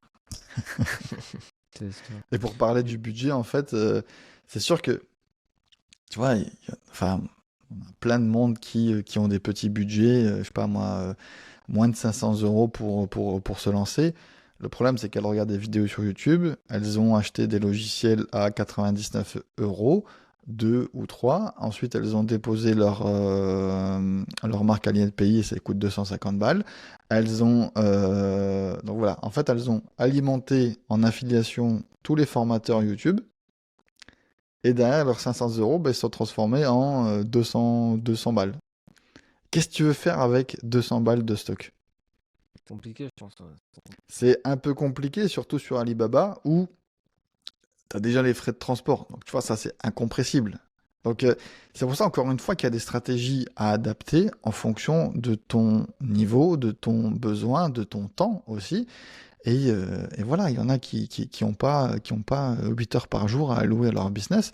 Et encore une fois, moi, j'ai commencé en étant salarié à 40 heures par semaine, plus les transports, plus la famille, tu vois, j'ai deux enfants, je suis marié et quand je me suis lancé en plus, mon père venait d'avoir un cancer, donc tu vois, les allers-retours à l'hôpital, etc., etc. Et pourtant, tu vois, Hmm. enfin, j'ai réussi entre guillemets, tu vois, enfin, je veux dire, je suis pas le meilleur des vendeurs sur Amazon, mais je pense que je suis, enfin, depuis 2015, c'est mon activité principale et voilà. Mais il faut sortir les doigts du cul, quoi. C'est tout ce que je voudrais dire. C'est pas en trois clics et avec un logiciel que tu vas devenir millionnaire. Mais C'est c'est pas comme quoi ça. l'avantage principal que tu vois à être un vendeur sur Amazon plutôt qu'à... Avant, tu étais contrôleur de gestion, c'est ça? Ouais. Euh, hormis les revenus, peut-être sûrement qui sont plus conséquents aujourd'hui, même si tu dois avoir bah, surtout pas mal de charges, si t'es en entreprise, surtout en France, où tu dois avoir quand même un certain nombre de charges, de responsabilités aussi derrière. C'est quoi vraiment qui t'a le plus attiré? Qu'est-ce qui te fait encore aujourd'hui rester marchand sur Amazon, hormis le revenu? En fait, comme te l'explique, en fait, c'est toute la partie logistique Mhm. qui te permet, pour 39 euros par mois, d'avoir des dizaines de milliers d'employés qui travaillent pour toi 7 jours sur 7, 24 heures sur 24. C'est fou. Il y a personne qui propose ça. Et comme je te l'ai dit, hein, j'ai un BTS transport et logistique, j'ai travaillé dans un grand groupe européen de logistique. Si tu voulais qu'on gère ta logistique, il fallait casquer. Là, pour 39 euros par mois, tu peux envoyer un certain nombre de produits dans les entrepôts d'Amazon.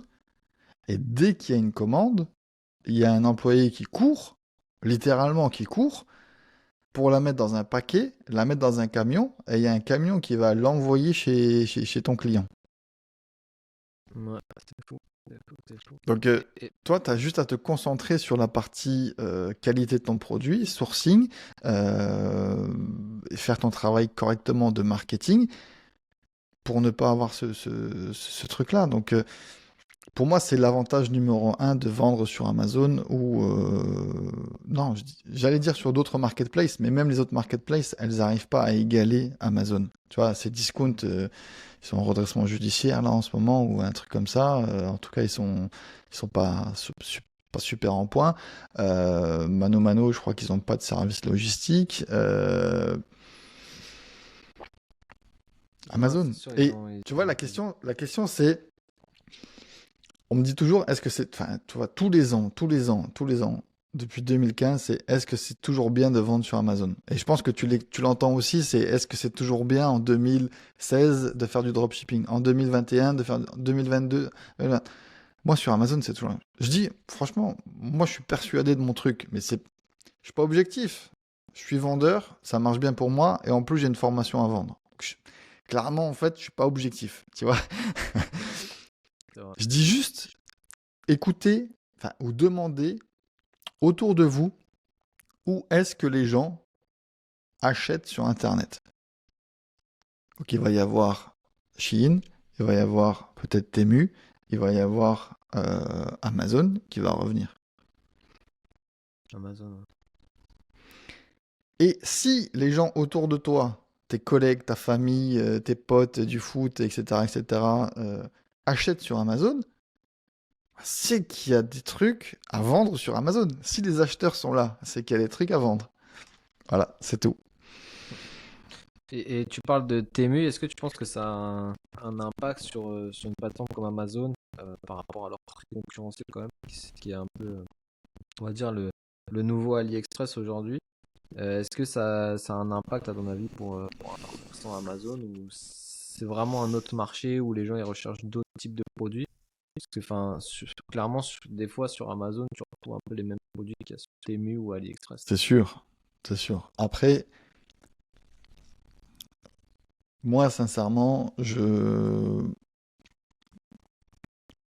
me casse pas trop la tête. Dès que je veux quelque chose ou dès que je cherche quelque chose, je vais sur Amazon, je suis Amazon Prime, je le mets dans mon panier. Soit je l'achète tout de suite, ou soit je sais que je vais avoir d'autres trucs à acheter, tu vois, pour éviter, entre guillemets, de polluer la planète. Un minima, même si on achète sur Amazon, on a quand même une petite conscience écologique. C'est que, tu vois, là, je viens d'acheter des interrupteurs pour chez moi, tu vois, noirs, qu'il n'y avait pas chez Castorama, encore une fois. Mm. J'ai attendu d'avoir 4, 5, 6 trucs dans mon panier avant de cliquer sur acheter, enfin pour valider mon panier, tu vois. Donc, je suis pas Mm. en mode tous les 5 heures, il y a un camion qui arrive chez moi, tu vois. Donc, j'avais pas besoin urgent de ce truc-là, j'ai attendu. Moi, à titre personnel, j'achète sur Amazon, même si le produit, je pourrais le trouver plus cher autre part. Temu, AliExpress, Moins Action cher, ouais. ou moins cher, tu vois. Je pourrais.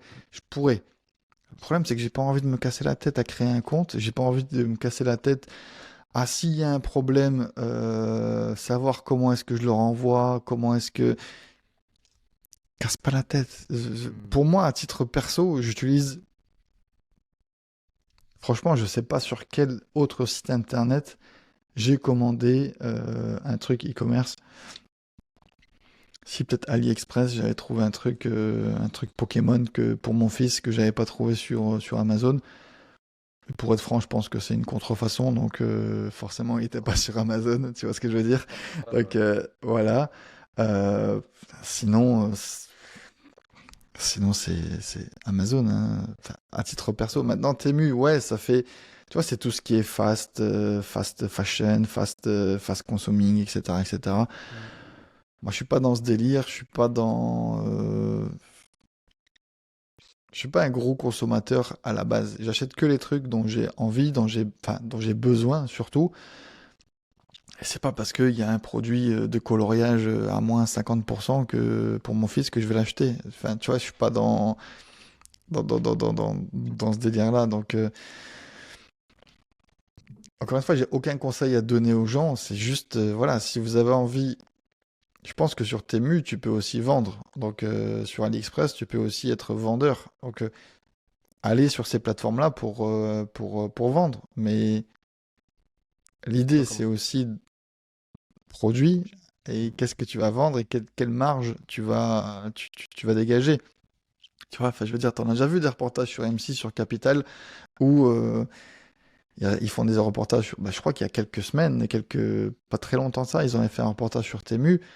Les fournisseurs, enfin, ils gagnent 3 centimes par commande. Alors c'est sûr qu'ils en vendent 100 000 par jour des commandes, mais 3 centimes par commande, enfin je veux dire, Ouais. avec tout le stress, toute Non, moi il n'y a pas de.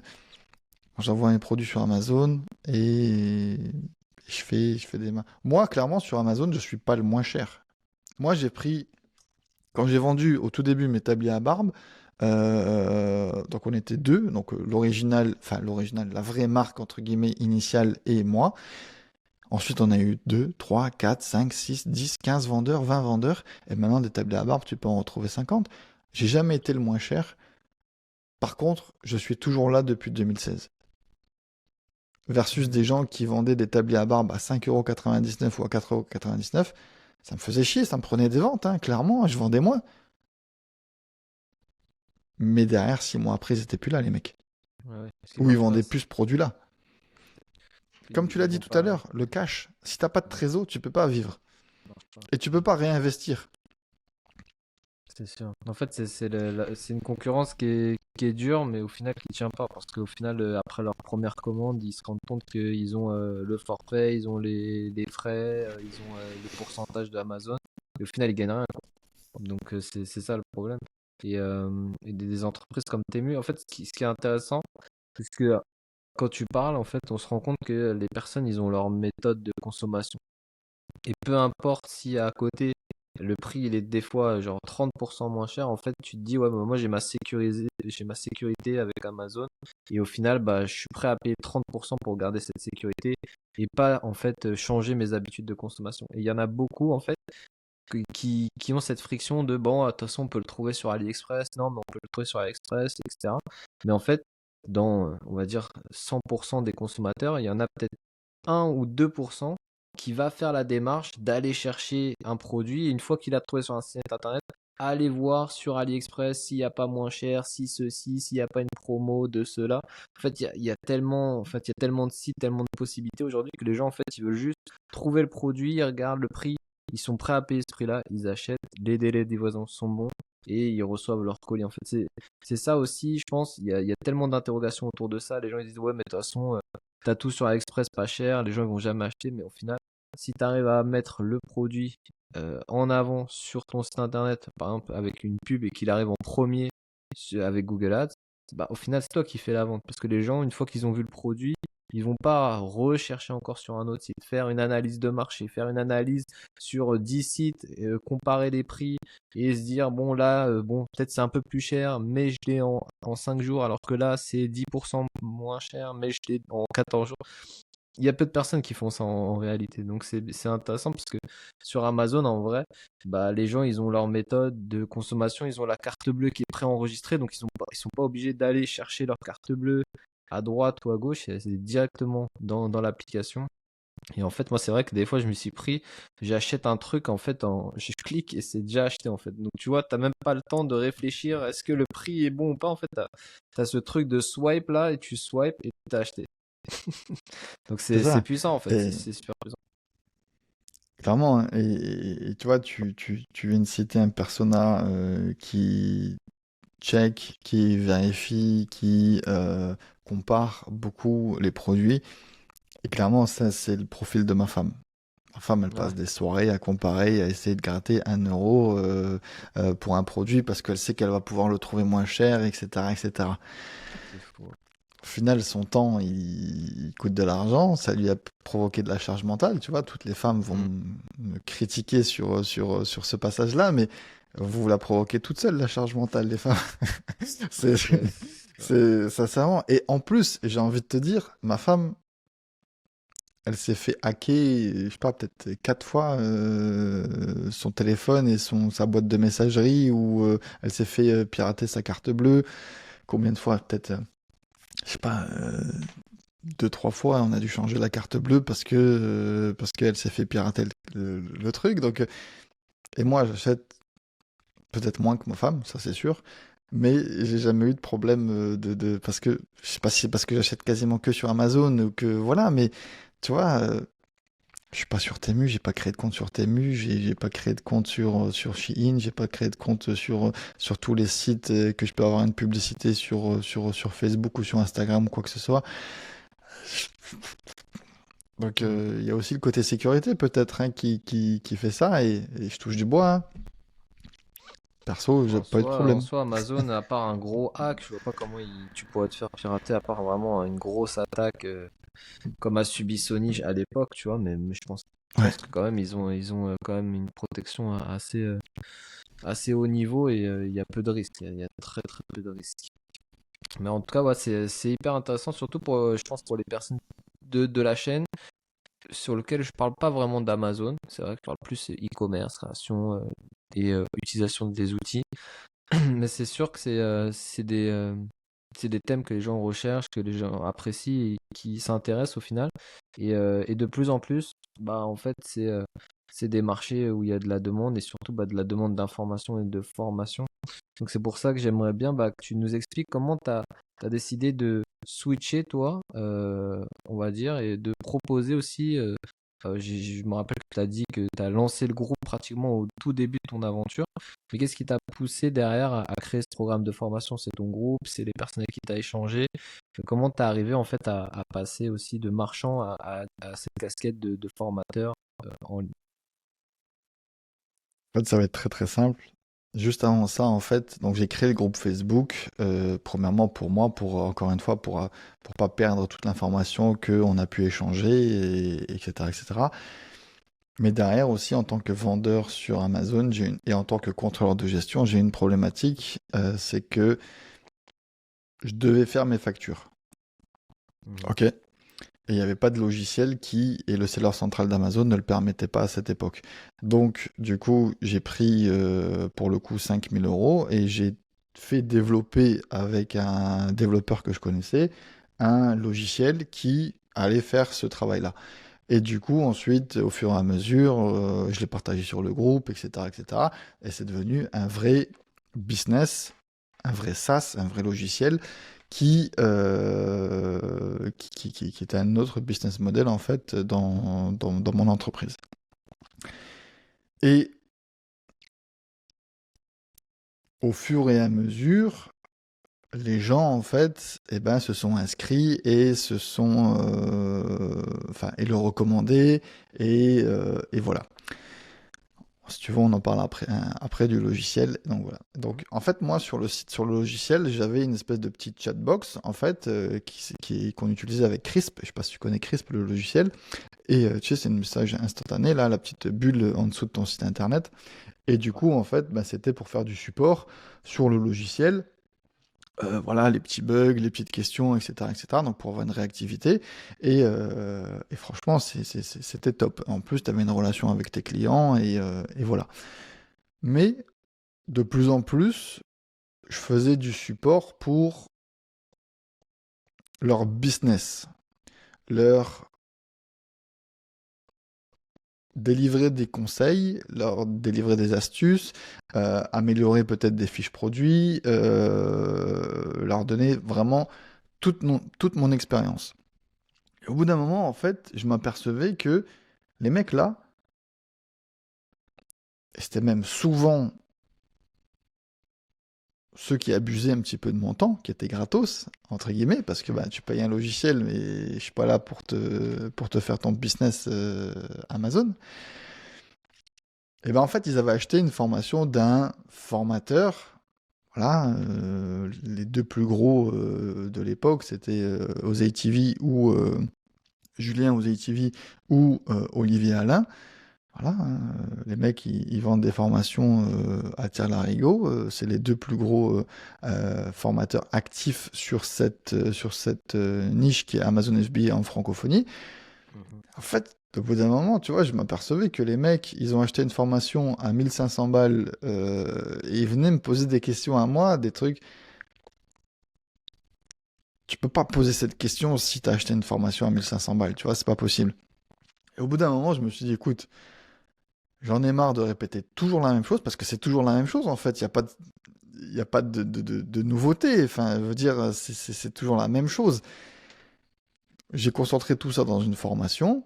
À la base, c'était pour m'éviter de répéter la même chose 50 fois, d'accord? Donc elle était en accès gratos.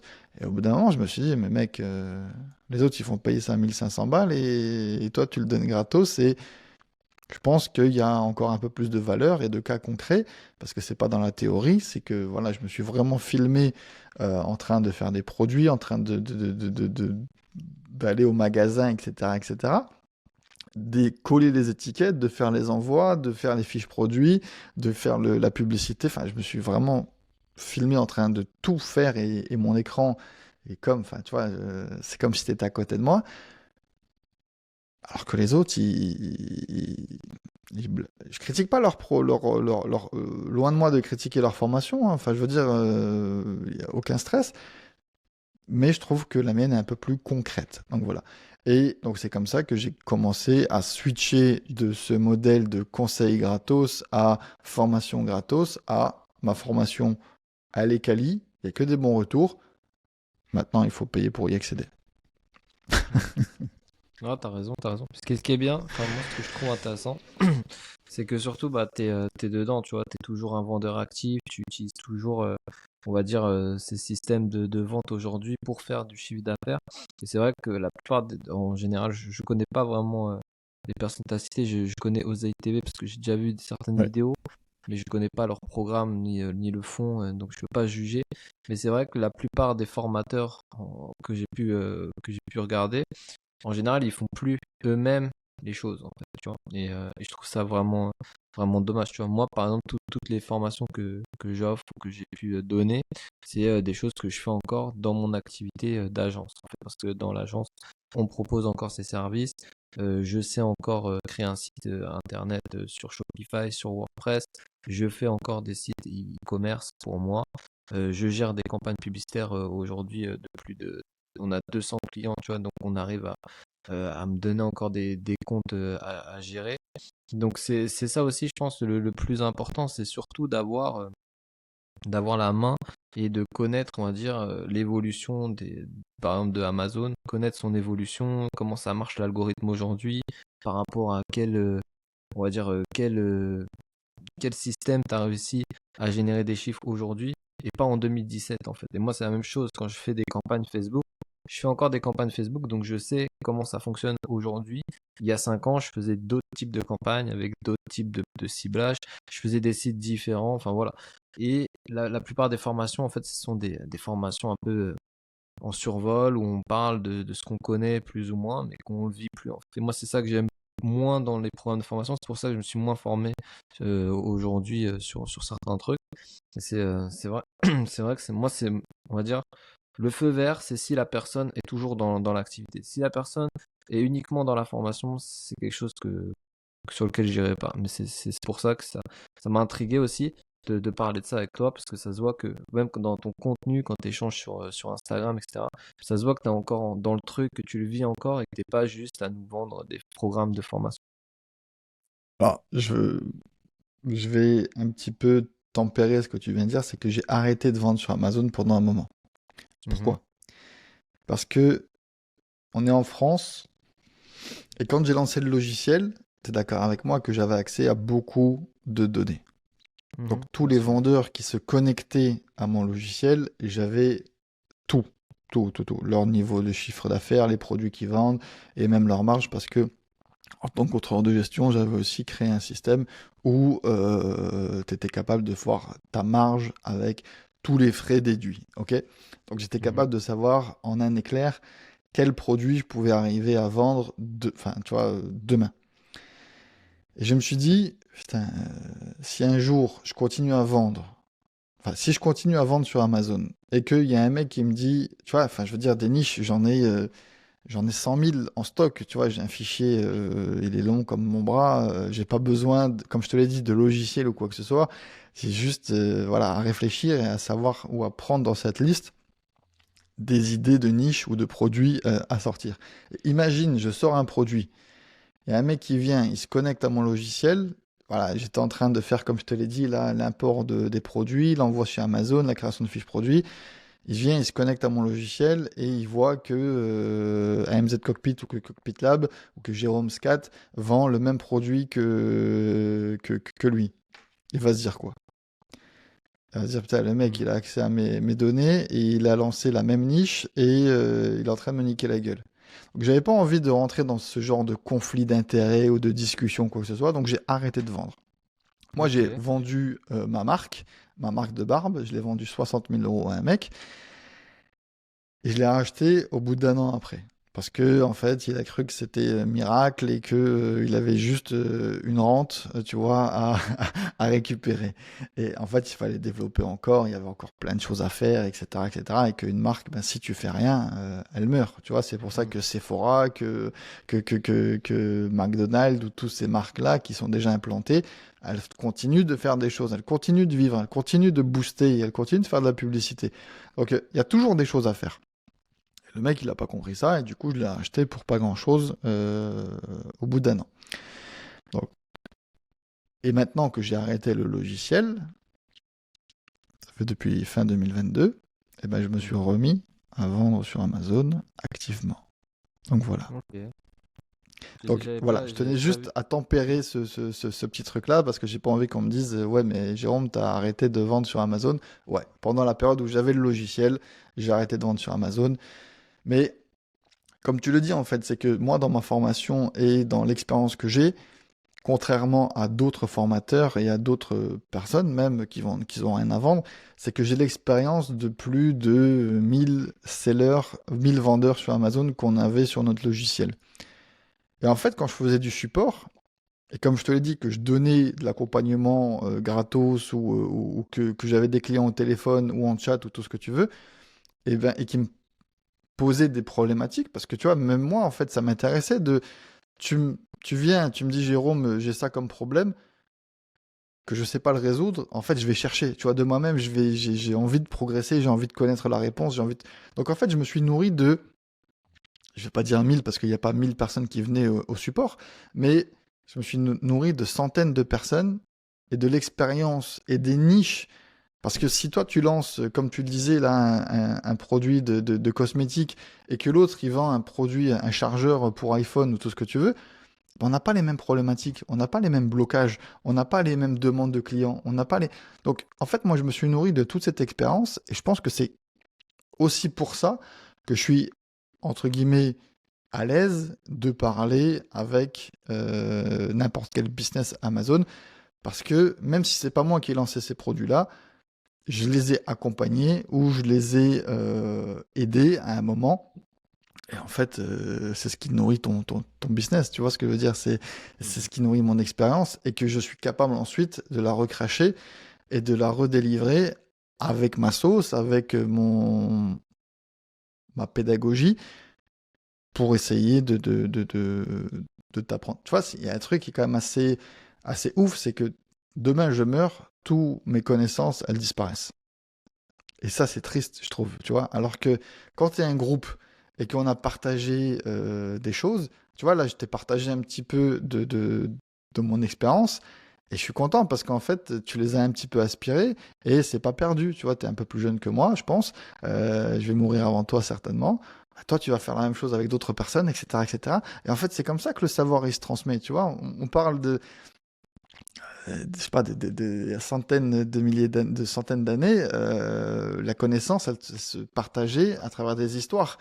Et je pense que c'est ça qu'il faut faire. Et c'est comme ça qu'en fait, au bout d'un moment, ben, tu vois, il y a un problème, c'est que, tu vois, sur Instagram ou sur les forums ou n'importe où, ou même à la télévision, aux journaux, etc., tout le monde se plaint, c'est la crise, c'est le bordel, le Covid, l'Ukraine, la Russie, Palestine, Israël, etc., etc., le chômage, bah voilà. Mais mec, ou madame, vous avez des solutions par milliers pour trouver des solutions, en fait. C'est pas, encore une fois, tu vas pas devenir millionnaire. Mais si tu as besoin de 100 balles par mois, tu es capable d'aller les chercher. Si tu as besoin de 1000 balles par mois, tu es capable d'aller les chercher. Attention, il va y avoir des contreparties financières ou temporelles. Tu vas devoir cravacher, tu vas devoir travailler. Et c'est ce que je dis tout le temps en fait aux gens, c'est que vous me dites que vous n'avez pas le temps. Et putain, prends ton temps d'écran d'iPhone et tu me dis combien de temps tu passes sur Instagram ou sur Facebook ou sur TikTok. Et ce temps-là, si tu le mets à partie dans ton business, je peux te dire que, enfin, je veux dire, ça va fonctionner. C'est pas, y a pas de magie. Si tu fais tous les jours un petit peu, ça va. C'est l'effet cumulé. Enfin, j'ai envie de te dire, ça va fonctionner. C'est Je pense obligé. qu'aujourd'hui, de toute façon, il y a plus trop d'excuses à avoir en vrai pour se lancer dans peu importe quelle industrie, que ce soit e-commerce, ou même vendeur, ou même devenir comptable, en fait, parce que tu as toute la connaissance qui est diffusée sur Internet. Aujourd'hui, tu peux créer ton activité de comptable ou même de assistant de direction indépendant et prendre 500 euros à un client pour faire enfin, de l'administratif. C'est pas des tâches très difficiles, en fait, c'est juste des tâches qui prennent du temps et créer une activité et ainsi de suite. Moi de mon principe, aujourd'hui, et d'ailleurs c'est pour ça que j'ai fait la chaîne aussi YouTube, c'est de diffuser un maximum d'informations aux personnes, puisque moi-même, je me suis formé majoritairement sur les formations en ligne et sur YouTube. Et aujourd'hui, je continue à regarder des vidéos YouTube pour me former sur certains outils, certaines connaissances, de faire de la veille, etc. Donc je trouve ça hyper intéressant et important de documenter ce qu'on fait, de documenter aussi les nouvelles technologies. Et en fait, les gens qui n'arrivent pas à se lancer aujourd'hui, qui disent ça, en fait, c'est qu'ils cherchent pas vraiment à le faire parce que aujourd'hui, il n'y a pas vraiment d'excuses, à moins que t'as des gros problèmes de santé, ça reste encore autre chose. Mais je pense qu'aujourd'hui, avec toute l'information et ce qui est diffusé sur YouTube, même en francophonie, hein, parce que en soi, avant, peut-être qu'il y avait moins de d'acteurs sur la formation sur YouTube, mais aujourd'hui, il y a quand même des personnes qui partagent leur savoir en francophonie, même si c'est moins qu'en anglais. Mais c'est vrai que t'as de quoi lancer un site, tu sais, tu peux prendre en main WordPress, et en fait, les formations, elles peuvent arriver dans un deuxième temps quand tu veux augmenter, perfectionner. Tu as même dit tout à l'heure que tu offres une formation gratuite pour se lancer au début. Donc après, une fois que tu as fait cette formation gratuite, en fait, si tu as suivi les étapes, typiquement, tu peux déjà avoir un compte sur Amazon, être un seller, et après, une fois que tu veux passer à un niveau supérieur pour augmenter les revenus ou faire de Amazon ton revenu principal, là, tu passes sur une formation un peu plus avancée. Mais pour se lancer, créer un peu de revenus, je pense que tu as tout gratuitement en termes de formation et d'information. Et les gens qui se donnent ça, c'est que des excuses, à mon avis. Comme tu l'as dit, en fait, il y a énormément de business models et encore une fois, hein, je prêche pour ma paroisse, à savoir Amazon FBA, mais tu as tellement de business à lancer. Tu vois, tu viens de citer WordPress. Putain, tu prends, t'installes un site WordPress, t'installes Elementor. Donc c'est un builder no code, aucune compétence à avoir. Et si tu sais pas utiliser Elementor, tu as 50 milliards de vidéos sur YouTube ou des forums, ou enfin tout ce que tu veux, d'accord? J'ai même envie de te dire, si tu sais pas faire un truc, tu demandes à ChatGPT maintenant. Enfin, je veux dire, y a plus aucune excuse. Tu vois, hier, j'ai demandé à un mec, tu vois, il a posté un super truc sur LinkedIn et une landing page. Et je me suis dit, et là, je suis en train de refaire tout mon site internet. Et je me suis dit, bah tiens, au lieu de le faire moi-même, tu vois, je vais lui demander. Et il me demande 1500 euros pour faire une landing page. Mhm. Mec, pas de problème, tu vois, c'est ton prix, il n'y a pas de problème, etc. Mais celui qui veut se lancer, et je viens de te le dire, hein, il va utiliser WordPress et Elementor. C'est tout. Derrière, il a des compétences, il a déjà fait des sites internet et il sait faire. Mais si tu fais la même chose pour, je sais pas moi, 250 euros, ça va peut-être te prendre 3, 4, 5 soirées dans la semaine. Tu as fait 250 euros. Et au fur et à mesure que tes compétences augmentent, eh ben, tu vas augmenter tes tarifs. Et peut-être dans 6 mois, 1 an, tu proposeras des landing pages à 1500 balles. C'est Celui sûr. qui veut se sortir les doigts du cul et qui veut aller chercher de l'argent, voilà. Le problème, c'est que tant que t'es pas dans la merde, clairement, je pense que les gens, et surtout en France, on n'essaye pas de trouver des solutions.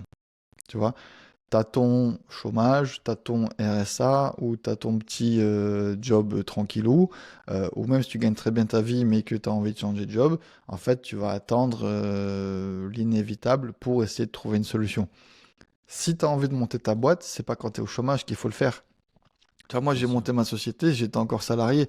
Et c'est ce qui m'a aussi permis de réussir. C'est parce que ben, financièrement, ben, s'il faut mettre 500 ou 1000 balles sur mon produit de stock, eh ben, j'avais la capacité de le faire. S'il fallait, je sais pas, gérer un problème, déposer un truc à l'INPI, j'avais la capacité de le faire.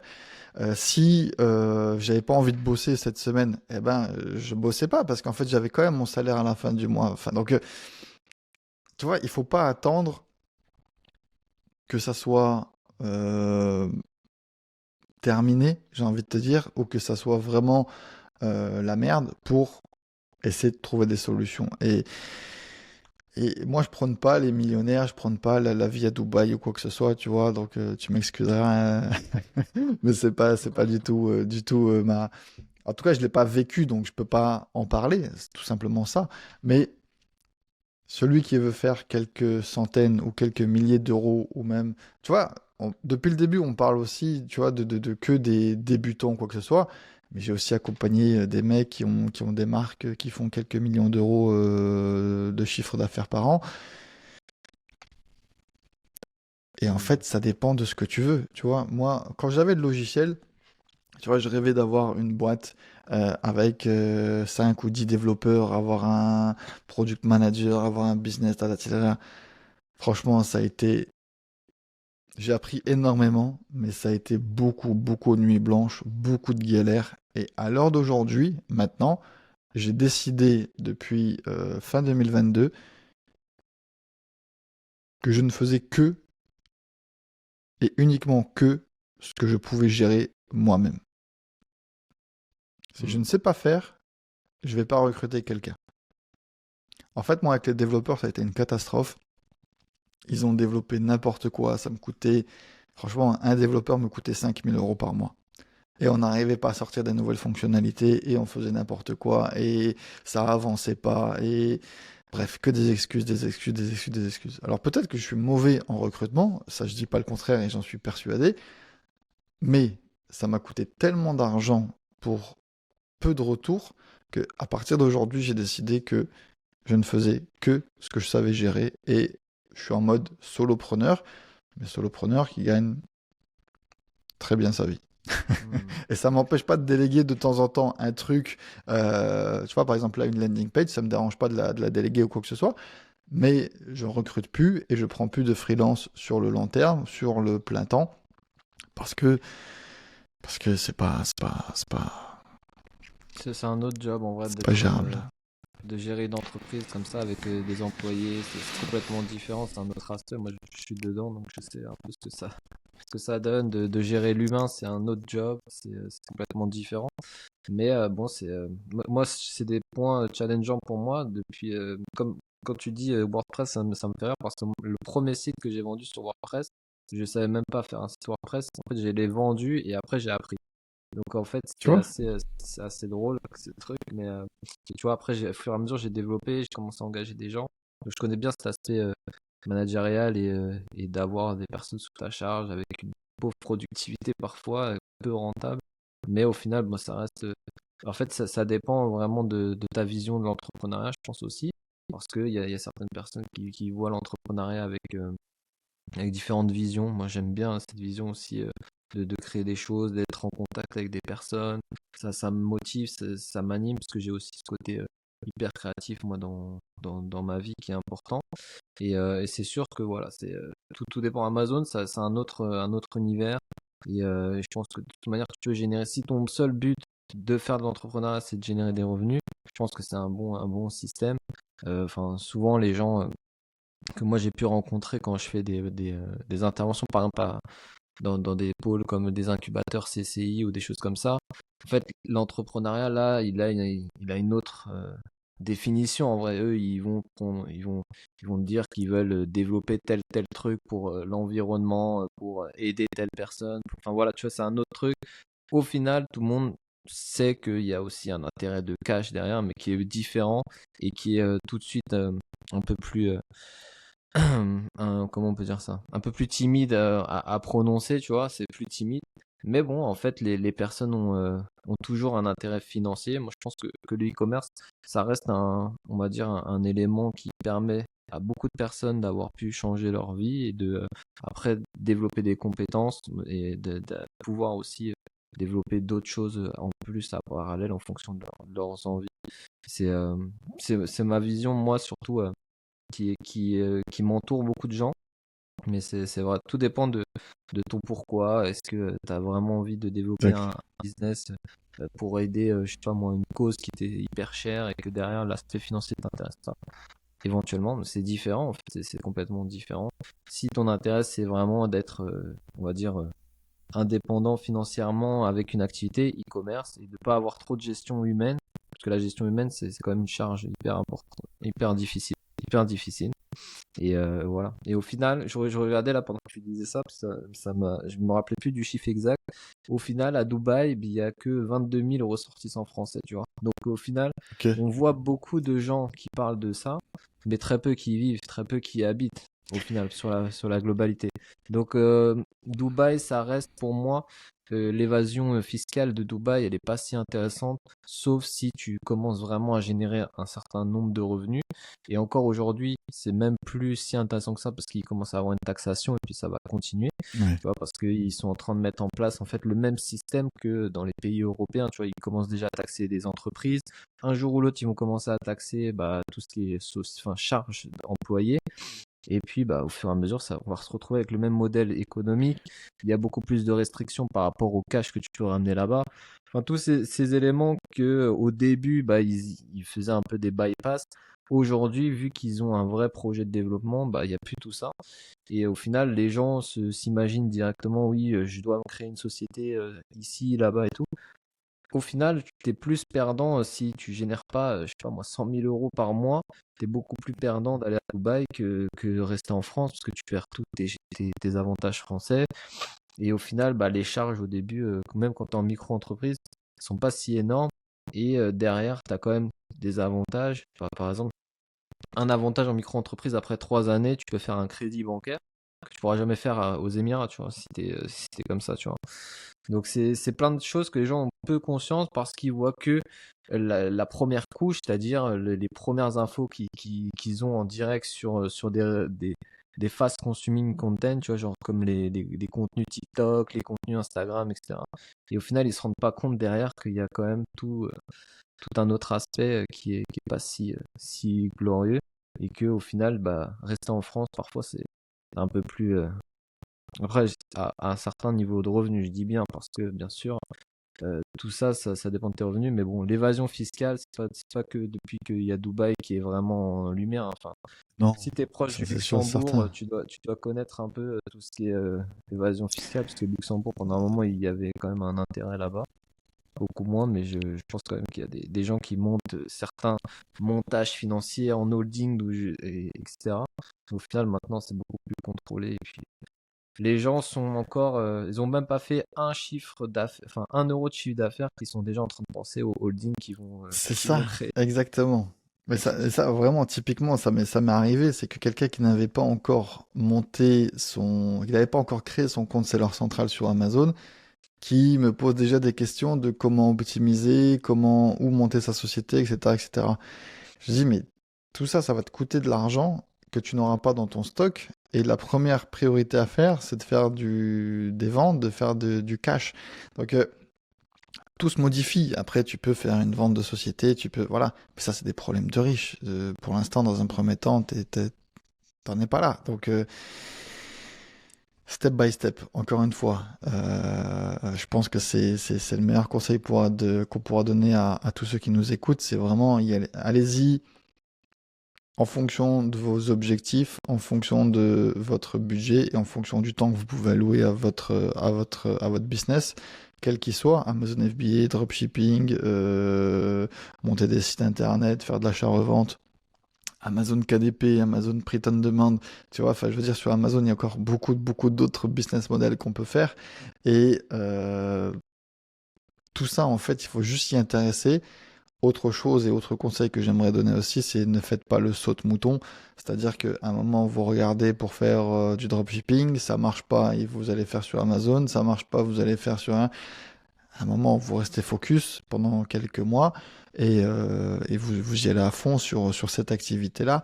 Parce que sinon, c'est sûr et certain que en 3 semaines, si ta boutique Shopify n'a pas fonctionné, je pense qu'il faut peut-être l'améliorer, modifier des choses, mais pas changer complètement de business model ou quoi que ce soit. Et c'est la même chose dans tous les business, tu vois. Tu vois, la dernière fois, il y a quelqu'un qui m'a dit, ouais, mon produit ne marche pas, je vais arrêter Amazon. Et je lui dis, viens, on fait la corrélation par rapport à un business traditionnel retail. Si tu avais un magasin physique dans un centre-ville, donc tu as ouvert ton magasin en centre-ville, tu es venu, tu as mis un pas de porte, quelques dizaines de milliers d'euros, voire plus. Tu as ouvert ta boutique, tu as fait l'agencement, la déco, tu as acheté du stock, et derrière, ton produit ne marche pas, du coup, tu vas arrêter ce truc-là. Non, il faut juste peut-être trouver des axes marketing pour faire venir les gens dans ta boutique, peut-être modifier ton prix, peut-être modifier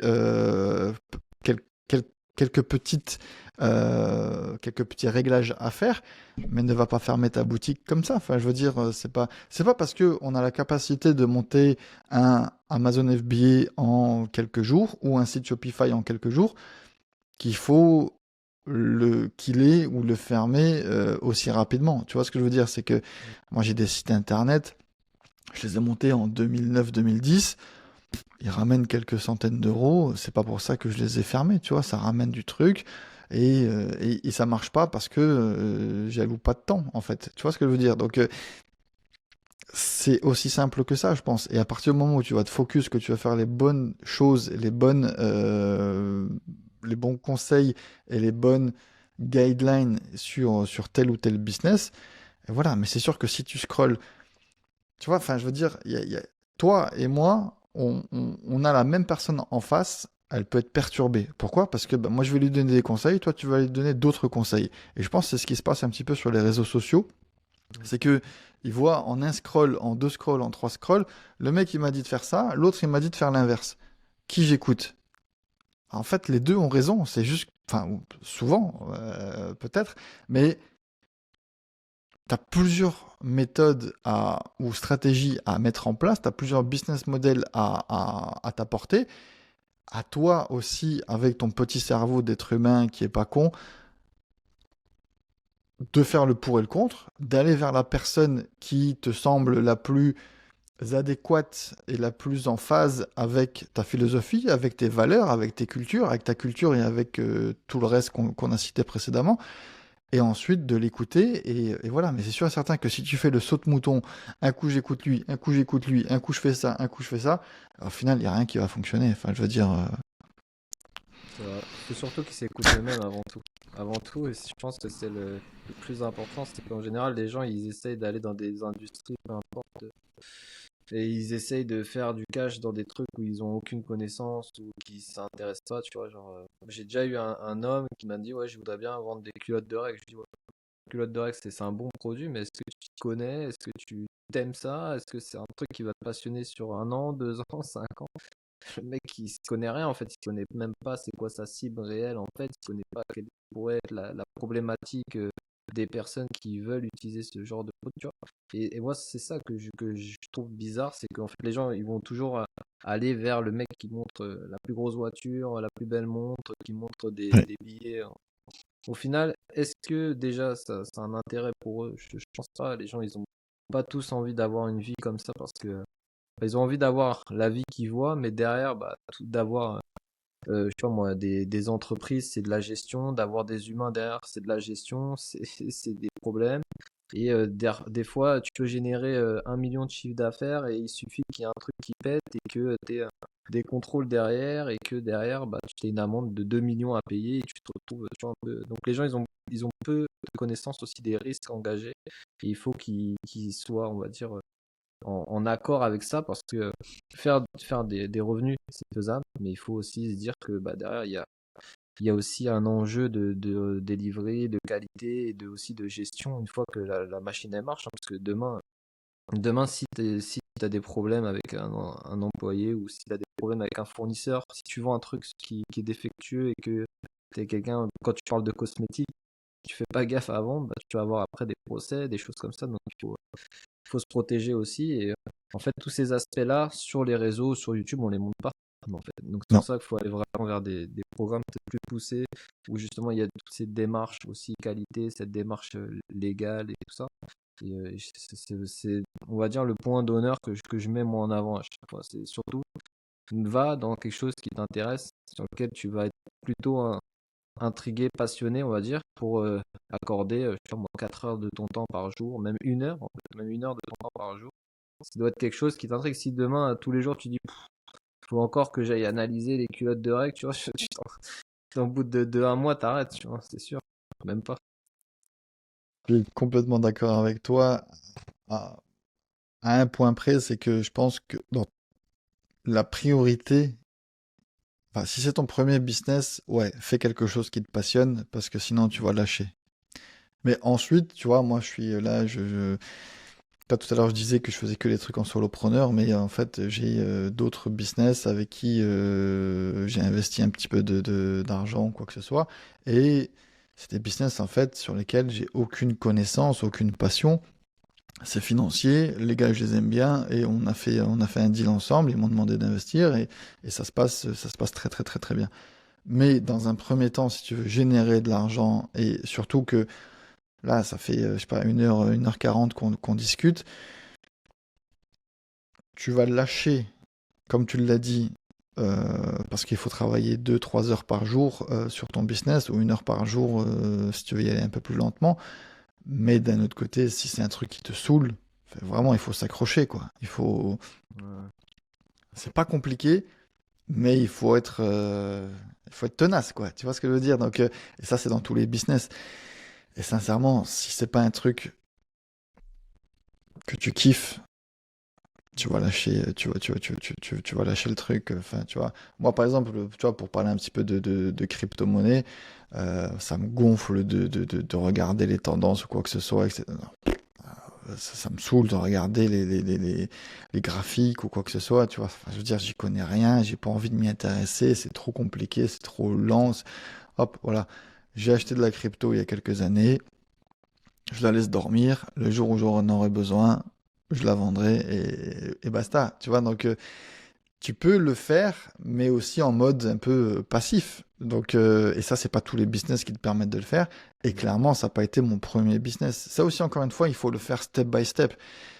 Tu peux aller, je sais pas moi, investir dans une boîte de construction ou dans de l'immobilier ou dans tout ce que tu veux, mais peut-être que c'est peut-être pas le moment opportun, le bon timing à ce moment-là. Fais d'abord quelque chose d'autre. Et ensuite, voilà, quand il faudra venir, et bah, tu viendras avec peut-être un apport, peut-être avec déjà des connaissances un peu plus sereines et un peu plus fortes sur X ou Y domaine, parce que aussi, tu vois, une relation, c'est, enfin, surtout quand tu investis, quand tu fais d'autres business avec des partenaires, ben, ils recrutent aussi pour avoir des connaissances dans un domaine sur lesquels, enfin, ils s'associent avec des connaissances qu'ils n'ont pas. Donc, c'est aussi ça, ton intérêt, c'est d'aller chercher des compétences et de structurer tes connaissances sur des sujets sur lesquels toi, tu vas pouvoir miser ou sur lesquels tu kiffes. Parce qu'encore une fois, apprendre tous les jours sur un domaine, c'est un peu, enfin, si tu kiffes pas, encore une fois, c'est galère.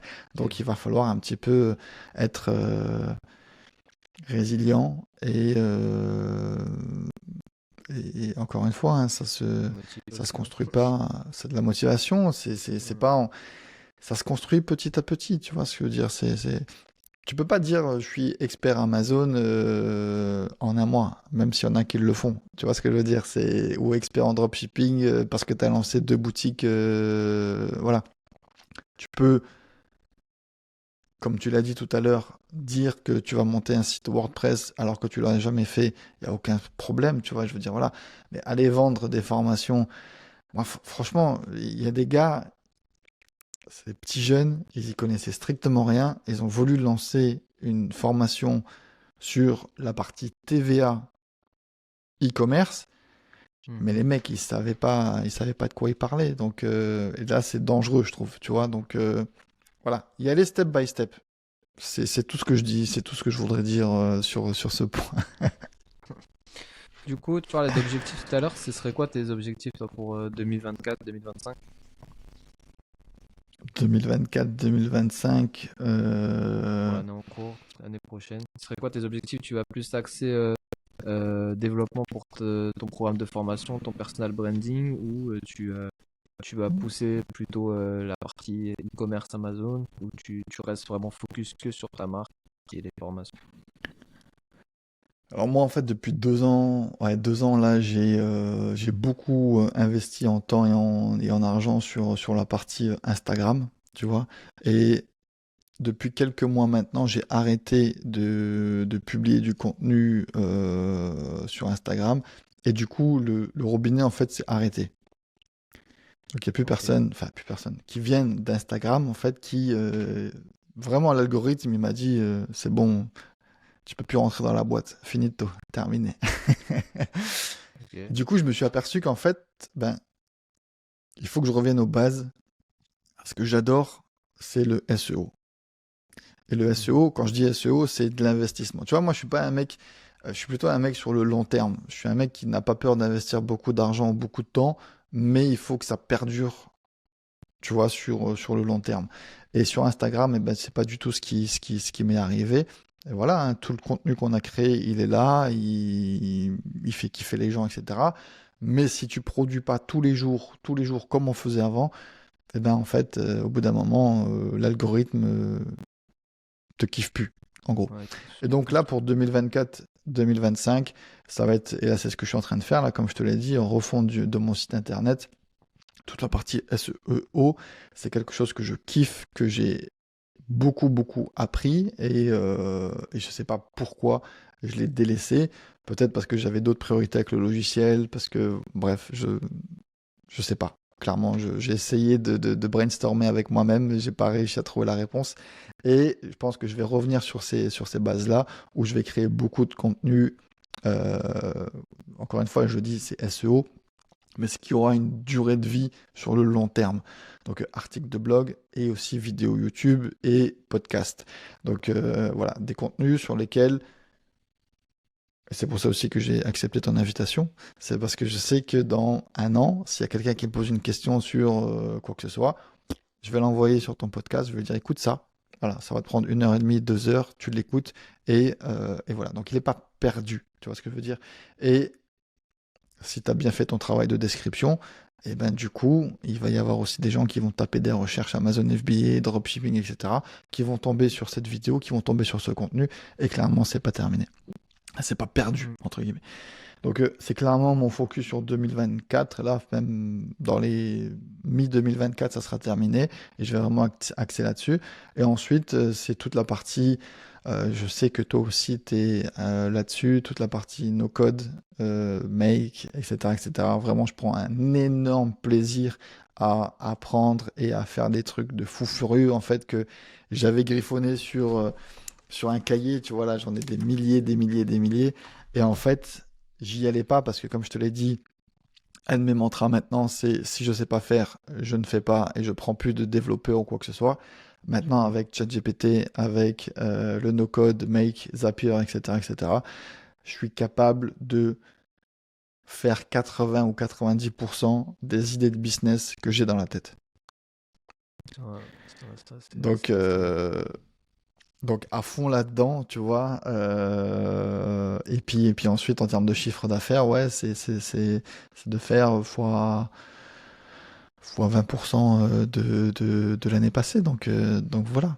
C'est vraiment, il y a un truc qu'il faut prendre en compte, c'est que j'étais là dans une boîte qui fait de l'emailing, qui vend des e-books, et elle fait 40 millions de chiffres d'affaires par an. Ça m'étonne pas, hein. Ça marche Et à encore très partir bien de les e-books. là, vraiment, pour moi, ça a été what the fuck. Ça a été comment c'est possible, tu vois? Enfin, je veux dire, moi, je faisais 25 000 euros de chiffre d'affaires avec mon logiciel par mois, donc c'était bien, tu vois, c'était cool. Mais on est loin des 40 millions. Les mecs, ils font des e-books, 40 millions de chiffre d'affaires. Et Mhm. tu vois le degré de complexité versus créer un logiciel, créer un e-book, tu vois, c'est pas la même chose. Et à partir de là, ça m'a fait prendre conscience. Et je pense que, tu vois, malgré que j'ai une bonne connaissance du business, de tous les business models qu'on est capable de créer sur Internet, dans le digital ou quoi que ce soit, je me suis dit, enfin, j'ai été choqué et ça m'a mis une claque en mode, putain, c'est possible en fait. Et à partir de là, ben voilà quoi. Quand quelqu'un te montre que c'est possible et que tu te rends compte que c'est vraiment possible de faire ça, Mm.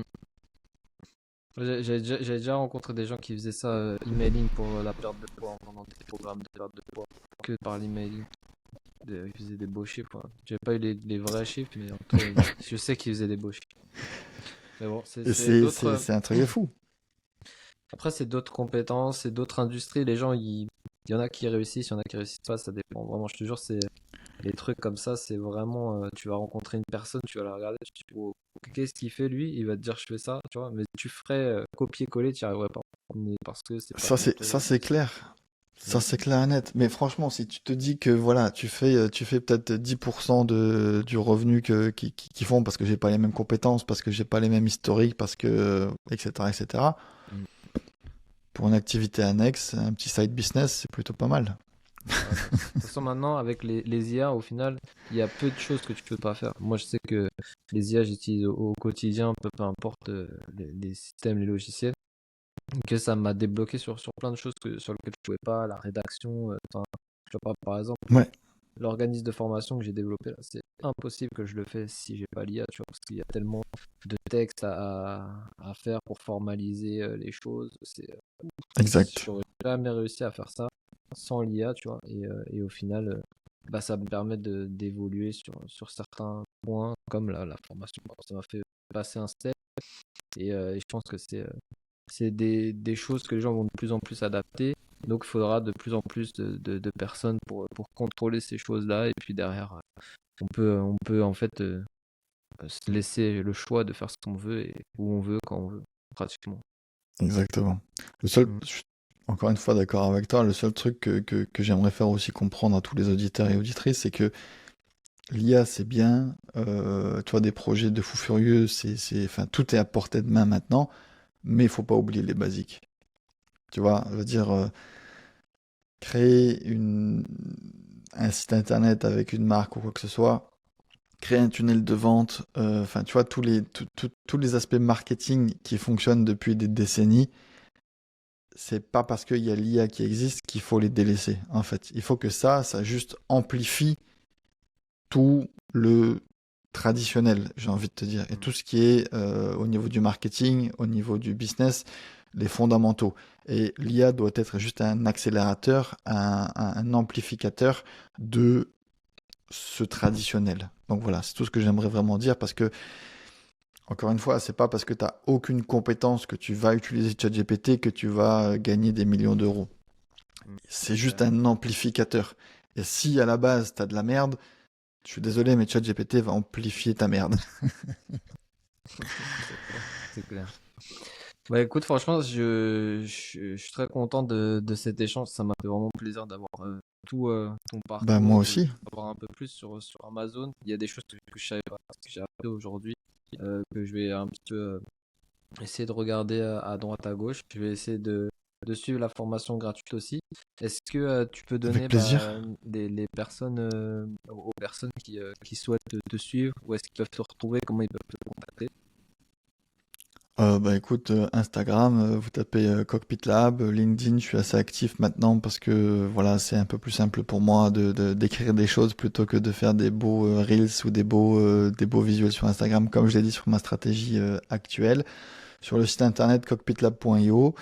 Et puis vous pouvez encore une fois accéder à 3 ou 4 formations gratuites. Donc il y a une formation sur Shopify, une formation sur le dropshipping Amazon, une formation sur le retail, donc c'est l'achat-revente que je disais tout à l'heure avec Le Bon Coin et Auchan. Et derrière, bon, on a un programme d'accompagnement poussé qui s'appelle Impact et sur lesquels en fait on parle de Amazon FBA, de KDP pour ceux qui veulent faire des livres, des e-books, etc. Et du Amazon Merch on Demand. Donc c'est le print on demand directement sur Amazon. Et donc voilà, en gros, vous pouvez me contacter par email, jérôme@cockpitlab.io.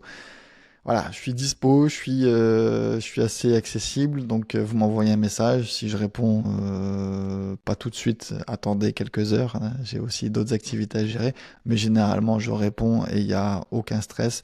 Et en plus, en ayant, je sais pas, je sais pas quelle plateforme tu utilises, mais moi j'utilise Circle. Et en fait, ben, c'est une application mobile aussi, donc tu peux envoyer des vocaux, tu peux envoyer des messages, tu peux accéder à la formation, aux formations directement depuis ton téléphone. Et je trouve que c'est plutôt une belle expérience utilisateur sur cette plateforme et ça change vraiment en fait versus System.io ou d'autres plateformes de formation où c'est un peu plus galère et où l'expérience n'est pas ouf. Donc là, vraiment, en fait, en 2 clics, vous pouvez m'envoyer un message, vous pouvez demander aussi à la communauté et aux autres membres de la formation. Il y a un échange et je trouve que c'est plutôt une belle expérience en tout cas. Ok. Moi, j'utilise plus des plateformes LMS un peu compliquées, mais bon. Parce que c'est Sur des choses. WordPress, Non, non, en fait, c'est des extranets qu'on utilise pour que ça soit après derrière connecté avec tous les financeurs. C'est ah oui, Dendreo, on ok, utilise Dendreo avec le système LMS à côté. ok, C'est des trucs, j'ai un système IO. J'ai un système IO à côté avec les pages de vente, le système pour faire l'emailing, etc. Mais c'est vrai que là, comment j'ai mis en place l'organisme de formation, mais je regarderai Circle parce que je connais pas. Mais c'est vrai que des franchement, fois. moi, c'est le meilleur. Je les ai tous testés, je crois, hein. System.io, Podia, Thrivecart, Thinkific, des LMS WordPress aussi, comme BuddyBoss, comme LearnDash. Qu'est-ce que j'ai encore utilisé? J'ai utilisé aussi du Notion pour héberger mes formations. Enfin, je pense que j'ai fait le tour de tout, sauf ce que tu m'as cité là, je connaissais pas du tout. Et clairement, Circle, game changer en termes d'expérience utilisateur et je pense que voilà, quand tu proposes une formation de qualité, je pense qu'il faut aussi que la plateforme soit de qualité, en tout cas pour pas perturber l'expérience de ton client. Et, euh, et encore une fois, nous, enfin, je dis nous, mais c'est moi qui est beaucoup dans l'échange parce que même si ma formation, elle couvre, je pense, tous les aspects de tous les business models que tu peux faire sur Amazon avec des cas concrets où je me filme, etc., etc., il y a toujours un moment où tu dois échanger avec le formateur, où tu fais de l'accompagnement. Et je pense que c'est ça aussi qui fait la différence avec d'autres programmes. C'est parce que si tu as une question, boum, je te réponds, je te fais un loom, je te fais une vidéo, je la partage derrière. Enfin, je refais une autre vidéo pour la formation, et du coup, ça nourrit et ça augmente, etc., etc. Donc, si vraiment tu as des problèmes perso, bah, tu les dis en message privé et pas dans le mastermind et pas dans le groupe public. Et je te réponds, et voilà, avec un vocal, avec un message, avec des images, avec un loom, avec tout ce que tu veux. Et ça, en fait, Circle le permet. Et je pense que ça fait vraiment la différence. Voilà. Essaye de tester, tu verras. Non, je te testé. Je te testé. Bah écoute, Jérôme, merci beaucoup. Merci pour toutes ces Merci, informations. Bastien. Et bah, je te dis à très vite pour une À nouvelle très vidéo, vite. peut-être en présentiel. Hein, cette fois-ci. Allez, avec grand plaisir si tu m'invites à Dubaï. Avec plaisir.